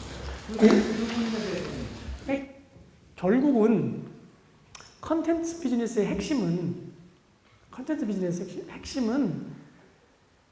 내가 얼마나 좋은 컨텐츠를 갖고 있느냐예요. 근데 그걸 조금 더 정확하게 더 파고 들어가 보면은 그러니까 IP, 혹시 IP라는 용어를 들어보셨어요? 지적재산권, Intellectual Property. 지적재산권을 내가 얼만큼 많이 확보하고 있느냐. 그게 이제 그냥 더 쉬운 말로 하면 내가 얼마만큼 많은 컨텐츠를 갖고 있느냐라고 해야 되는데 컨텐츠를 내가 갖고 있을 필요는 없어요. 그 IP를 사용할 수 있는 권리만 확보되면 되니까 좀 더 정확한 표현으로 IP를 얼마나 확보하고 있느냐. 그리고 그 확보된 IP를 얼마나 많이 아카이브화할 수 있느냐. 그게 작 많아야 되잖아요. 그래야지 그게 하나의 파워가 되는 거지. 그 달랑 하나 갖고 있으면 안 되는 거잖아요. 내가 왜 이 얘기를 하냐면 이제 질문에 답을 해주려고 그러는 건데 CJ도 생각을 하는 거예요. CJ도 생각을 하는 게 뭔 생각을 하냐면 남들이 갖고 오는 것들을 계속 해봤자 그러니까 공장을 돌리려고 하는데 원안을 남들한테 주는 거는 불안하잖아요. 그 공급선이 언제 끊길지 모르잖아요. CJ 힘 떨어지면 이제 CJ는 안 온단 말이죠. 쇼박스로 가든지 아니면 뭐 외국 회사 들어오면 외국 회사 간다는 거죠. 제일 중요한데 그러니까 원료인데 원료가 공급이 안 되면 하니까 자기 스스로 그 원료를 만들어내겠다는 어떤 사업 방향성이 만들어진 거예요. 그게 IP를 내가 가져가겠다는 거라는 거거든요. 그게 이제 그쪽의 사업 방향성이 이렇게 만들어지기 때문에 아까 얘기했던 자체가 기획을 하고 우리한테 제작을 해달라고 그랬는데 그래서 아까 뭐 맞는 부분도 있고 안 맞는 부분도 있어요. 그 지금 말씀하신 부분이. 그래서 뭐 제작 대행이라는 부분들을 그렇게 써도 되고 그럼 그게 과연 제작 대행이냐. 그럼 캐스팅과 패키징은 누가 있느냐. 그런 얘기를 따지면 제작 대행은 아닌 거죠. 그럼 뭐 얘기하자면 패키징이니 모든 걸 다 우리가 했기 때문에 제작 대행을 해달라고 했는데 제작 대행으로 되면 우리는 안 하겠다라고 얘기하고 접근한 거기 때문에 저희는 그걸 공동제작으로 생각을 하는 거고 왜냐하면 모든 게 다 끝나고 난 다음에 우리가 들어가서 그냥 현장 관리 진행만 했다면 제작 대행이 맞죠. 근데 우리는 그렇게 하지 않았고 우리는 그래서 거기 보면 공동제작으로 리얼라이즈가 들어가 있는 거예요. 안 그러면 그냥 개인의 프로듀서 이름을 넣으면 되는 건데 왜 거기에 리얼라이즈 그 앞에 레이블이 들어갔겠어요. 그건 공동제작이라는 경우는 그런 경우 때문에 그다음에 뭐 제작 지분 관계는 맞는 부분이 어느 정도 있고 근데 그래서 제작 대행이라는 얘기는 안 하는 거거든요. 근데 이거는 이제 본 질문하고 좀 다른 얘기니까 그래서 그런 식으로 움직이는데 결국은 어떻게 되냐면 그러려면은 저희들 스스로 제작자나 그쪽 이쪽 감독 사이드에서 많은 좋은 컨텐츠들을 갖고 있어야 돼요. 훨씬 더. 그것을 그렇게 하지 말아라 정부적 차원에서 아니면 뭐 어디서 규제적 차원에서 똑같잖아요. 지금 골목상권 해치니까 하지 말라라는 어떤 그런 그거보다는 좀 뭐 상대적으로 덜 심하지만 결국 비슷한 맥락이거든요. 그거에 대항하는 방법은 우리가 더 좋은 물건을 갖고 있어야죠. 걔네들 하지 말라라고 할 수는 없는 거예요. 왜냐면 그렇게 해서 좋은 컨텐츠가 나오는 걸 어떻게 해요? 근데 그걸 하지 말. 왜냐면 우리보다 훨씬 더 돈을 투자할 수 있는 여건이 되잖아요. 그래서 좋은 물건을 만드는데 그 물건 만들지 말라 그러면 산업적으로 안 되잖아요. 결국은 자본주의 사회는 자유경쟁으로 하는 거예요. 니네들이 갖고 있는 컨텐츠가 더 좋으냐? 아니면 우리가 개발한 컨텐츠가 더 좋으냐? 근데 우리가 갖고 있는 컨텐츠가 좋은 컨텐츠를 계속해서 개발해주면 하라 그래도 안 할 거예요. 니네들 갖고 있는 컨텐츠가 시원치 않으니까 내가 한다는 논리를 걔네들은 쓰거든요. 그러니까 니네 물건이 안 좋으니까 내가 좋은 물건을 만들려고 그래. 하는 거니까 결국 그거는 그렇게 비판적으로 생각하기보다는 좀 더 긍정적인 사인으로 받아들여서 오케이 우리가 훨씬 더 좋은 컨텐츠를 개발할 수 있는 방법을 할게. 그래서 제가 그런 회사도 하나쯤 만들었거든요. 그거는 뭐 개인적으로 나중에 질문하면 어떻게 하는지는 내가 말씀을 드리는데, 저는 그래서 웹툰 회사를 하나 만들었어요. 그래서 지금 우리가 개발되고 있는 좋은 컨텐츠들을 웹툰을 통해서 계속해서 시장하고 노킹을 할 거예요. 그래서 훨씬 더 좋은 컨텐츠를 만들었을 때 이런 생각을 하게 되는 거야. 내가 결국은 광해를 했고 뭘 다른 영화를 기획해서 성과를 냈지만 하나 영화 만들면 또 투자받으라고 돌아다녀야 돼요. 거기들하고 정말로 약간 대등한 관계나 좋은 관계로 게임을 하려면 훨씬 더 많은 좋은 컨텐츠를 내가 확보해야 되겠구나 라는 생각이 들더라고요. 그래서 이제 그런 방향성으로 사업성을 지금 바꿔가고 있는 거고, 그렇게 돼야만이 쇼박스나 CJ나 롯데나 했을 때 내가 할 수 있고 제작 배분에서도의 어떤 수익도 훨씬 더 유리하게 갖고 올 수 있고, 그러니까 결국은 경쟁력을 키울 수밖에 없는 거예요. 그 싸움으로 가야 되지 누구의 도움을 받아서 그걸 규제를 한다는 거는 저는 맞지는 않다고 생각을 하거든요.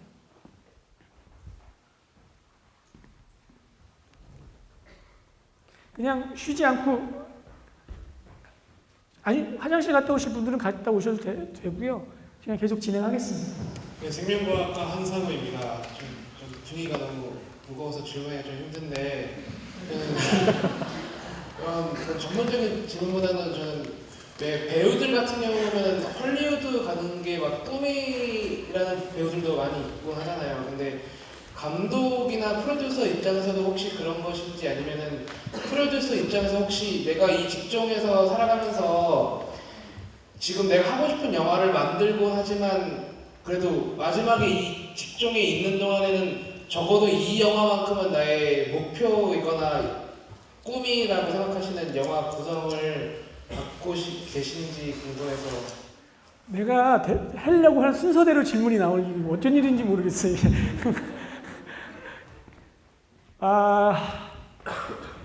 오히려 지금 상황에서는 배우보다 우리 감독들이 더 많이 진출했죠. 영화 쪽 아시는 분들은 다 아실 테지만, 지금 박찬욱 감독이 스캇프리 프로덕션하고 스토커를 만들었잖아요.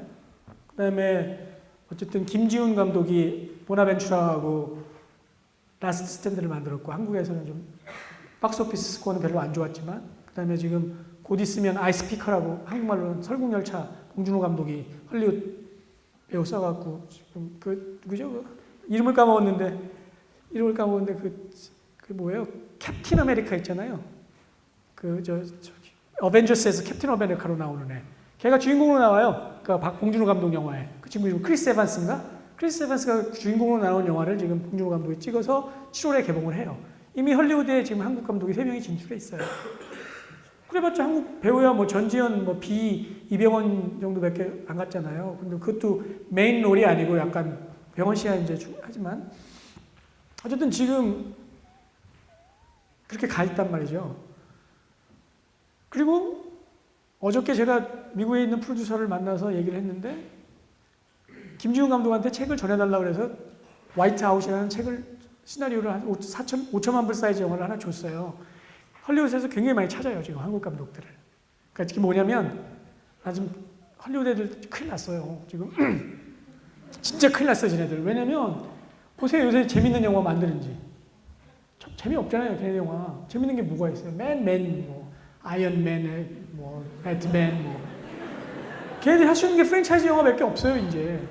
자산이 다 떨어졌어요. 스토리도 다 떨어지고. 그러니까 결국에서는 다른 데서 찾는 거예요. 지금 헐리우드에서 영화 만드는 감독들은요, 영국 감독, 한국 감독, 멕시코 감독, 기에르모 델 토로, 다 멕시코 외국 감독들, 독일 감독. 지금 헐리우드에서 잘하는 감독들이 없어요. 없을 정도예요. 그냥 맨날 걔네들만 잘 만드는 로맨틱 코미디나 만들고 앉아있고, 없어요. 안 그러면 이제 맨 영화도 크리스토퍼 놀란 미국 사람이 영국 사람이잖아요. 다 그렇단 말이죠. 근데 미국 애들은 그렇게 생각하지 않아요. 어차피 미국 산업 안에서 영화를 만드는데 그게 한국 사람이고 미국 사람이 무슨 상관이냐고. 그 다음에 나중에 다 걔네들 시민권 받거든요. 그럼 미국 사람 되는 거예요. 그러니까 걔네들이 그렇게 생각해요. 그래서 자기네들이 뭔가 이제 모자란다. 나 이제 더 이상 이제 없다. 그러면 헐리우드 좋은 게 외국에서 다 끌어들여요.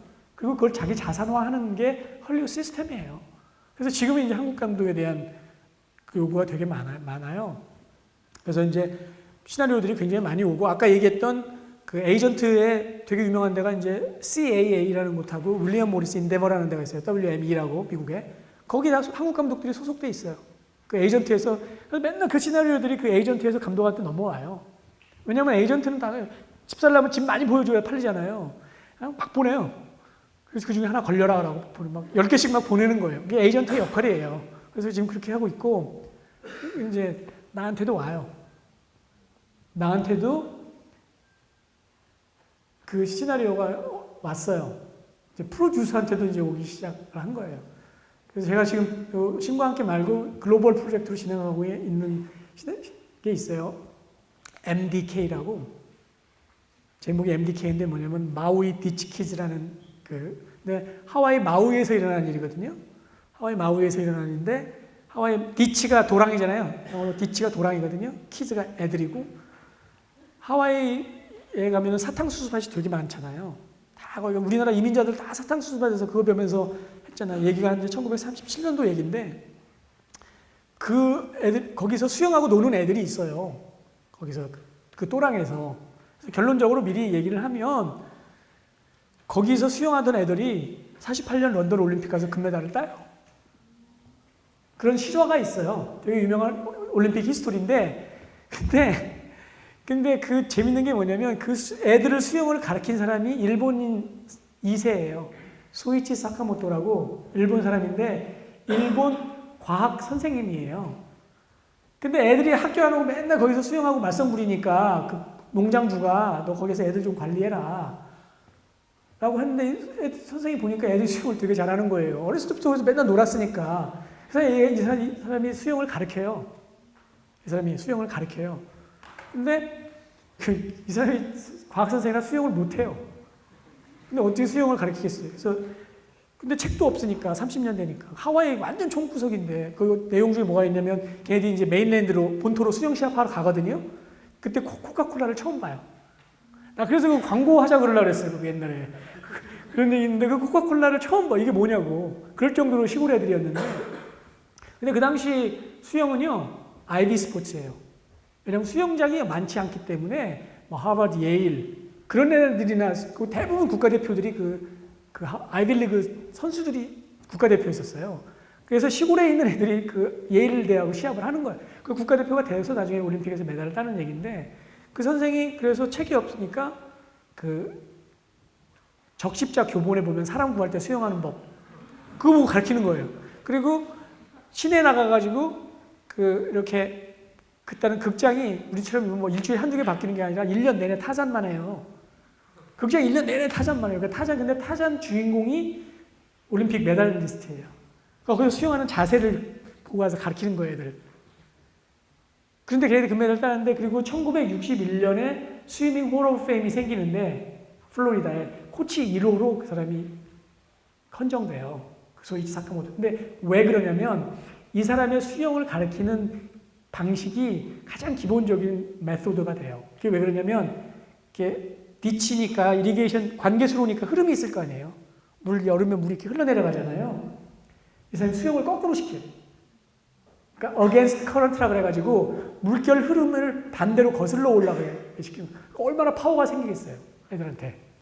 그리고 돌아서 내려올 때 자세를 가르쳐요. 그러니까 요즘 수영 가르치면 파워 스위밍 막 하고 그다음에 릴렉스해서 이렇게 만드죠. 그게 그 사람이 만든 거예요. 그냥 자연스럽게. 그래갖고 이 사람이 나중에 하와이 대학교의 정식 수영 사람이 되는 얘기거든요. 근데 그거를 나한테 얘기를 해달라고 한 거예요.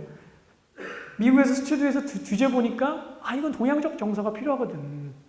왜냐하면 그때 이 소이치 사카모토라는 사람이 결혼을 했는데 아버지는 일본 여자랑 결혼하기를 원했는데 하와이 원주민하고 결혼을 했거든요. 그래서 아버지하고 의절하고 되게 동양적이에요. 근데 이걸 헐리우드 감독한테 맡기자니 이게 안 되는 거란 말이에요.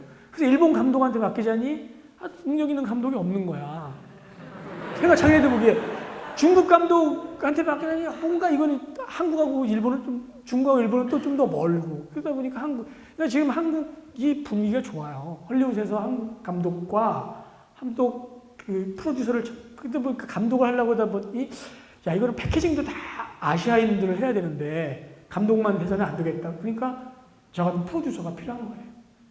그러니까 다행히 이제 저는 우리 그 외국계 광고 대행사 있으면서 이제 영어도 좀 하고 그러니까 이제 커뮤니케이션이 되니까 찾는 거죠. 그러니까 점점 한국 감독들이 좋은 영화를 만들고 하다 보니까 원래 오케이 아시아권에서 쪽인 어떤 거를 갖고 뭘 한다 그러면 한국에서 하면 되겠구나. 그리고 한국 좋은 배우도 많고 그게 우리가 산업적으로 어느 정도 성숙되고 그게 가시적으로 나오니까 헐리우드에도 노크를 하는 거예요.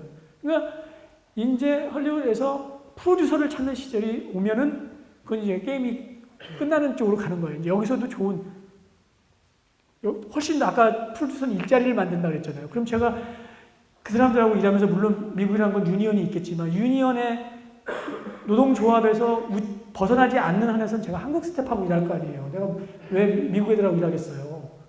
재밌는 건 이번에 김지훈 감독이 라스트 스탠드를 찍으면서 촬영 감독이 한국 사람이에요. 김지용이라고. 나랑 같이 마린보이 찍었던 촬영 감독이고 지금 그 김지훈 감독하고 달콤한 인생 찍었던 촬영 감독이거든요. 그 다음에 스토커 찍었던 정정훈 촬영 감독이 계속해서 올드보이 찍었던 한국 촬영 감독이에요. 그 다음에 봉준호 촬영 감독이 찍은 촬영 감독이 홍경표 촬영 감독이에요. 결국은 감독이 가져갈 수 있는 부분은 그 정도 촬영 감독인데 내가 만약에 이 작품을 한다고 치면 저는 한국 크루들 다 데리고 갈 거예요. 다 데리고 가서 하와이 가서 찍을 거예요. 내가 미국 애들하고 안 찍을 거거든요. 그런 거죠. 그러면 전체적으로 산업이 움직일 수 있는 그런 게 되는 걸 가지고 그런 작품들이 꽤 많이 있어요. 그리고 근데 이제 조금 여기 이제 어려운 허들이 있는데 이건 뭐 다 지나간 얘기니까 내가 병원 씨한테 그래서 소이치 사카모토 역할을 해달라 하면 어떻겠느냐 하고 부탁을 했어요. 어차피 왜냐면 랭귀지가 영어예요. 걔들이 거기서 그 소이치 사카모토는 일본 말을 몰라요. 왜냐면 거기서 났기 때문에 하와이에서. 그래서 영어를 쓰는데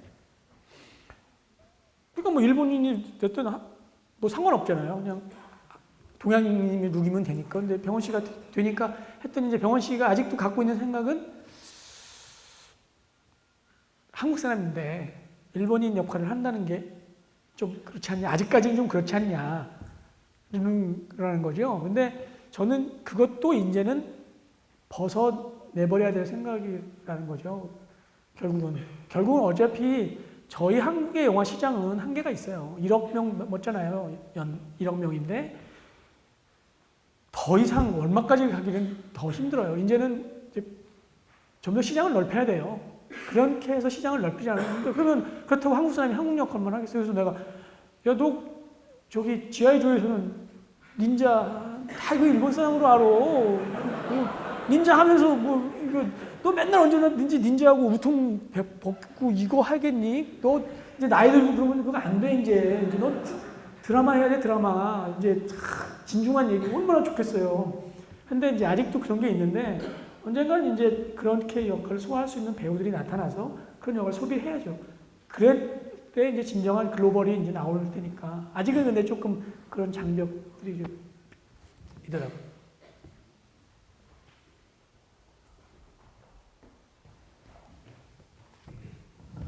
네, 영문과 4학년 이용기입니다. 다른 게 아니라 제작자는 제가 생각하기에는 좋은 콘텐츠를 접하고 싶다는 관객의 니즈를 충족시키면서 그 수익을 극대화하는 사람이 가장 이상적이라고 생각이 되는데요. 근데 지금 다변하고 있는 다양한 디바이스들, 예를 들어서 타블렛, 스마트폰, 그 다음에 IPTV 등 이러한 다양한 콘텐츠를 접할 수 있는 기기의 발달에 맞물려서 클라우드와 같은 이런 다양한 이런 솔루션의 개발도 이루어지고 있는데요. 사실 한국 영화에라는 컨텐츠 자체는 너무 좋지만 사실 그 컨텐츠가 영화관에서 영화 상영이 끝난 다음에 그 이후에는 거의 대부분이 뭐 이제 토렌트라든지 아니면 다른 P2P 사이트 등으로 거의 IP의 개념을 인정받지 못하고 있는 게 현실인 것 같습니다. 근데 만약에 수익 다변화라는 그러니까 롱테일적 측면에서 놓고 봤을 때 수익 다변화라는 측면을 봤을 때 이런 클라우드 개념을 도입한 그런 어떤 다양한 기기에 접합할 수 있는 하나의 그런 영화를 볼 수 있는 플랫폼 같은 것도 필요하다고 생각이 드는데요. 이거에 대한 의견을 한번 듣고 싶고요. 두 번째는 한국 영화가 마케팅이 되게 요즘에 진부한 것 같다는 생각이 대부분 막 영화를 이제 런칭할 때 프로모션을 위해서 이제 네이버 배너를 띄우거나 아니면 시사회 이벤트 혹은 일요일 뭐 이제 영화 프로그램에서 이제 신작 영화들 거의 이 정도로밖에 이게 관객 잠재 고객과의 커뮤니케이션 수단을 그 정도로밖에 취하고 있지 않은데 혹시 여기서 그 스토리텔링 등의 다양한 요즘 떠오르고 있는 기법들을 이용해서 이게 마케팅을 도입하실 생각은 있으신지 이 두 가지를 이제 듣고 싶습니다. 네, 그렇게 할게요. 아니 뭐 질문하면서 답까지 다 얘기해서 그렇게 하면 좋겠네요. 농담이고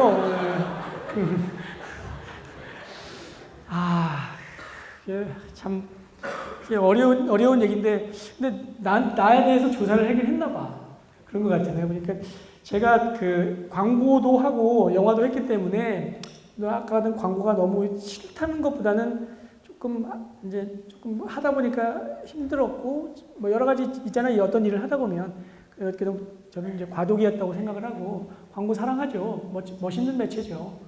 정말 순발력으로 발휘할 수 있는 아이디어의 순발력을 낼 수 있는 최고의 가치가 있는 어떤 분야니까 뭐 그런데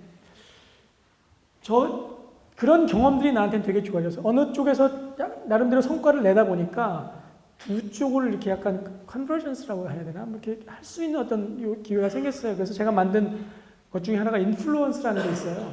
인플루언스라고 이병헌 씨가 나왔던 윈저 위스키에서 나왔던 그 얘기인데 나중에 극장 개봉까지 했어요. 많이 개봉은 안 했지만 일본인들 많이 오는 롯데 시네마에서 한 4주 개봉을 했거든요. 4개 스크린에서. 근데 원래 인터넷 영화로 만든 거예요. 술 광고를 하기가 되게 어려우니까 자기네들이 하고 싶은 얘기를 드라마 형식으로 만들어서 80분짜리를 만들어서 그 다모하고 베토벤 바이러스 했던 이재규 감독이 만든 게 있거든요. 인플루언스라고. 그런 식으로 저는 이제 그런 걸 하면서 브랜디드 엔터테인먼트라는 얘기를 처음으로 한국에 썼어요. 브랜디드 컨텐츠라는 얘기를 처음으로 썼거든요. 그래서 되게 재밌게 했는데 그 일환으로 제가 한 게 뭐냐면 그 다음 해에 아이폰이 KT를 통해서 런칭이 되면서 아이폰 영화제를 했어요. 그래서 이제 그건 정말 술 먹다가 감독, 임필성 감독, 뭐 정일찬 감독 몇 명 하다가 야 아이폰 나온다는데 촬영이 너무 좋아졌대. 그걸로 영화나 한 편 만들어 볼래? 그렇게 이제 농담을 주고 했더니 그 사람들 되게 어떤 새로운 실험하는 걸 좋아하는 감독들이거든요. 다 하겠대는데 사실은 그걸 하고 싶은 것보다는 아이폰 먼저 준다니까. 그걸 욕심이 나가지고 그걸 다 하겠다고 그런 거예요. 그래서 제가 감독 5명, 촬영 감독 6명, 촬영 감독 되게 잘 나가는 6명에서 한 12개 정도 만든 게 있어요. 그래서 아이폰 영화제도 했는데 그 다음에서부터 이제 아이폰이라는 걸 못 쓰게 해서 스마트폰 영화제로 바뀌었어요. 그래서 올해가 3회째 아실 거예요. 스마트폰 영화제를 해서 이제 제가 봉준호 감독하고 심사위원이에요. 그래서 이번에 이제 본선 작품 다 정해졌다고 해서 17일서부터 심사를 해야 되는데 어쨌든지 간에 아까 얘기했던 디바이스들이 많이 바뀌어지고 있기 때문에 새로운 디바이스를 갖고 영화를 만드는 작업을 이제 계속 할 거고 그런 측면에서 다양한 측면에 이제 영화를 만드는 경로가 생기고 하긴 하지만 그런 거를 갖고 어떤 상업적인 것들을 만든다는 데까지는 아직도 좀 시간과 어떻게 이런 걸 갖고 상업성을 담보할까라는 것들은 좀 시간이 걸릴 것 같아요. 근데 저는 그래서 오히려 그런 쪽은 차라리 어떤 상업 영화적인 측면보다도 마케팅 툴로 쓰는 방법으로서의 어떤 영화 좀 길고 뭐 인터넷 무비라든가 요즘은 넷플릭스에서도 이제 되게 중요한 사실 중에 하나는 모든 플랫폼은요 어느 정도 스트리밍 서비스를 한다든가 어떤 서비스를 하다가 보면 항상 끝에 가서는 뭘 하고 싶냐면 자기 IP를 갖고 싶어요. 자기 익스클루시브한 자기만이 갖고 있는 그러니까 그걸 뭐라 그러지? 배타적으로 그러니까 내 거를 갖고 싶은 거예요. 그래서 HBO도 나중에는 딴 영화 이렇게 드라마 거기서 하다가 자기 HBO 영화를 만들잖아요. 지금 넷플릭스도 넷플릭스 영화를 만들어 달라고 지금 요청이 와요. 넷플릭스도 이제 자기 투자 영화를 만들 거고요. 이미 아마존은 시작을 했어요. 아마존은 제작사 이름이 뭐더라? 파티시피펀트인가? 뭐 그런 게 있어요. 그 제작사가 아마존 거예요. 그래서 조지 클루니 나온 영화는 다 거기서 한 거예요. 뭐 디센던트니 뭐니 그런 것들이 다 원래 아마존 거예요. 그러니까 어떤 식으로든지 간에 오픈 플랫폼이 됐건 플랫폼은 자기 고유의 걸 하기 때문에 그런 식으로 가긴 할 텐데 제가 볼 때는 그런 다양한 디바이스에서 만들어진 영화들은 어떤 상업적인 쪽을 더 추구하기보다는 마케팅 툴로서 기업 홍보나 그런 거를 조금 더 스토리텔링을 갖고 있는 쪽으로 해서 하는 게 훨씬 더 특화되지 않을까라는 게 제 생각인데 그건 모르죠. 그리고 아까 이제 두 번째 질문의 답은 마케팅적인 관점에서 본다 그러면은 사실은 마케팅이 점점 어려워지는 건 그만큼 경쟁력이 많다는 거예요. 경쟁 상황이 너무 많다 보니까 지금 우리가 제작자 차원에서 가장 심각하게 생각하고 있는 문제는 뭐냐면 제작비보다 오히려 마케팅 비용이 더 들어간다는 걸 지금 문제 삼고 있어요. 그러니까 우리가 지금 40억짜리 영화를 만들면 30억짜리면 옛날에는 15억 정도만 쓰면 됐거든요. 마케팅비를. 지금 25억 써야 돼요. 안 보여요. 25억 써도 안 보여요. 왜냐면 다른 게 너무 많은 거예요. 다른 볼거리가 너무 많고 다른 게 뭐 케이블의 종편에 뭐 너무 많으니까 그리고 그쪽에도 또 하나씩 나눠줘야 돼요. 그러니까 집중을 할 수가 없는 상황이 되니까 넓게 가버리는 거죠. 그래서 지금 그거에 따르는 병폐가 뭐냐면 결국은 유명한 배우나를 쓸 수밖에 없는 상황이 뭐냐면 예를 들어서 런닝맨을 해야 되면 런닝맨을 마케팅해서 하는데 25억이 필요하다면 광해를 하게 되면 15억 내지 18억만 쓰면 돼요. 뭐 때문이라는 건 짐작하시겠죠? 그게 배우거든요. 결국 좋은 배우를 써야 코스트가 떨어진다는 결론이에요. 그러니까 결국은 제작자나 투자자는 할 수 없이 안타까운 현실인 거죠. 그러니까 마케팅 현업에 종사하고 계시는 분들도 온갖 잔머리는 다 굴려서를 하려고 그러는데 가장 큰 핵심적으로 지금 그게 너무 어려운 거는 경쟁 상황이 너무 하다 보니까 뭘 하려고 해도 할 수 없어요. 결국은 우리끼리 하는 얘기는 뭐냐면 가장 좋은 마케팅은 가장 잘 만드는 거다. 결국 잘 만드는 수밖에 없다. 그래서 네이버고 뭐고 다 필요 없이 SNS에서 소문나는 게 가장 좋은 방법이다라고 할 정도로 지금 마케팅 환경이 너무 열악하고 어려워요. 돈은 돈대로 더 써야 되고.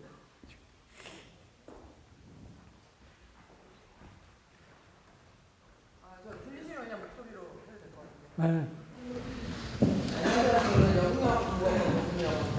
저는 공연제작 PD를 공부를 하고 있는데 사실 이제 저는 현장에서 밑바닥부터 시작을 해라고 말씀을 많이 하시는데 저 같은 경우는 이제 그 제작을 하려고 해도 좀 사실 컨텐츠 부분보다는 돈 관리를 한다든가 뭐 홍보를 한다든가 이런 부분에 많이 치우쳐져 있는데 그러면 제작 PD가 되려면 사실 이렇게 연출 같은 것을 공부를 하면 경험을 쌓아야 되는지 어떻게 하는 게 가장 좋은 길인지 듣고 싶습니다. 어떤 되게 쉬운 말로 진짜 우문현답이라고 할 수 있나? 어쨌든 이런 거 있잖아요. 나는 내가 가는 길이 이 길밖에 없는 거 가지고 열심히 산을 올라가서 맨 꼭대기에서 가봤더니 내려다보니까 길이 너무 많이 있었더라. 되게 많은 다양한 길에 여러 사람들이 거기로 올라오고 있더라는 얘기가 있잖아요. 그래서 어떤 길이 정답이라고 생각하는 건 없을 것 같아요. 저도 결국은 뭐 돌아 왔던지 뭐 어떻든지 간에 광고하다가 영화를 하게 된 것처럼 결국 중요한 거는 어느 분야에서 어떤 일을 하더라도 매 순간 그거에 대해서 굉장히 성공했던 실패했던 간에 뭔가를 하나 배워야 돼요. 어떤 거를 해도 실패도 배우는 거예요. 거기서 뭐 하나만 배워놓으면 내가 어느 위치에 가면 그게 다 정말 알토란 같이 나한테 도움을 주더라는 거예요. 내 경험적으로 보면. 그래서 저도 조감독 생활을 했어요. 저도 인검택 감독, 대학교 다니면서 인검택 감독, 조감독을 했었어요. 조감독도 했었고 다 했기 때문에 그 다음에 광고도 하고 이런 모든 경험들이 제가 광고를 했기 때문에 인플루언서 같은 것들을 이렇게 두 개를 만들어서 브랜드 엔터테인먼트 하고 아이폰 영화제도 하고 하잖아요. 그런 것처럼 저는 내가 어떻게 해야 거기를 갈 수 있겠냐라는 답은 정말 내가 내 경험을 통해서 말씀드릴 수 있는 건 많은 경험을 하라고 할 수밖에 없어요. 정말 많은 경험을 하고 그냥 경험을 하는 거로 그치지 말고 그때그때 이게 뭐였지라는 것을 한번 꼭 자기가 이렇게 되짚어 볼 수 있는 어떤 계기들을 마련해서 가다 보면 결국은 자기 성향, 자기가 어떤 것들이 다 나오거든요. 그러면 그때 이제 선택을 해서 가면 될 수 있고 지금 공연 제작 PD를 하고 싶다가도 하다 보면 이게 아닐 수도 있는 거거든요. 그거는 근데 결국은 천재가 즐기는 사람을 이길 수 없다고 너무나 그런 얘기를 어른들이 많이 하잖아요. 근데 너무 진부해서 이런 얘기 안 하고 싶어도 할 수밖에 없는 게 그게 답이거든요. 내가 이것을 좋아하고 즐기지 않으면 이게 안 되는 거거든요. 저는 영화 만드는 게 세상에서 제일 즐거워요. 그러니까 이렇게 하는 거거든요. 미친놈처럼 하는 거거든요. 그러니까 그런 식의 어떤 좀 긍정적인 생각을 가지고 많은 것을 다양하게 경험을 해보는 게 저는 방법이고 그게 결과적으로 좋은 결과를 만들지 않을까.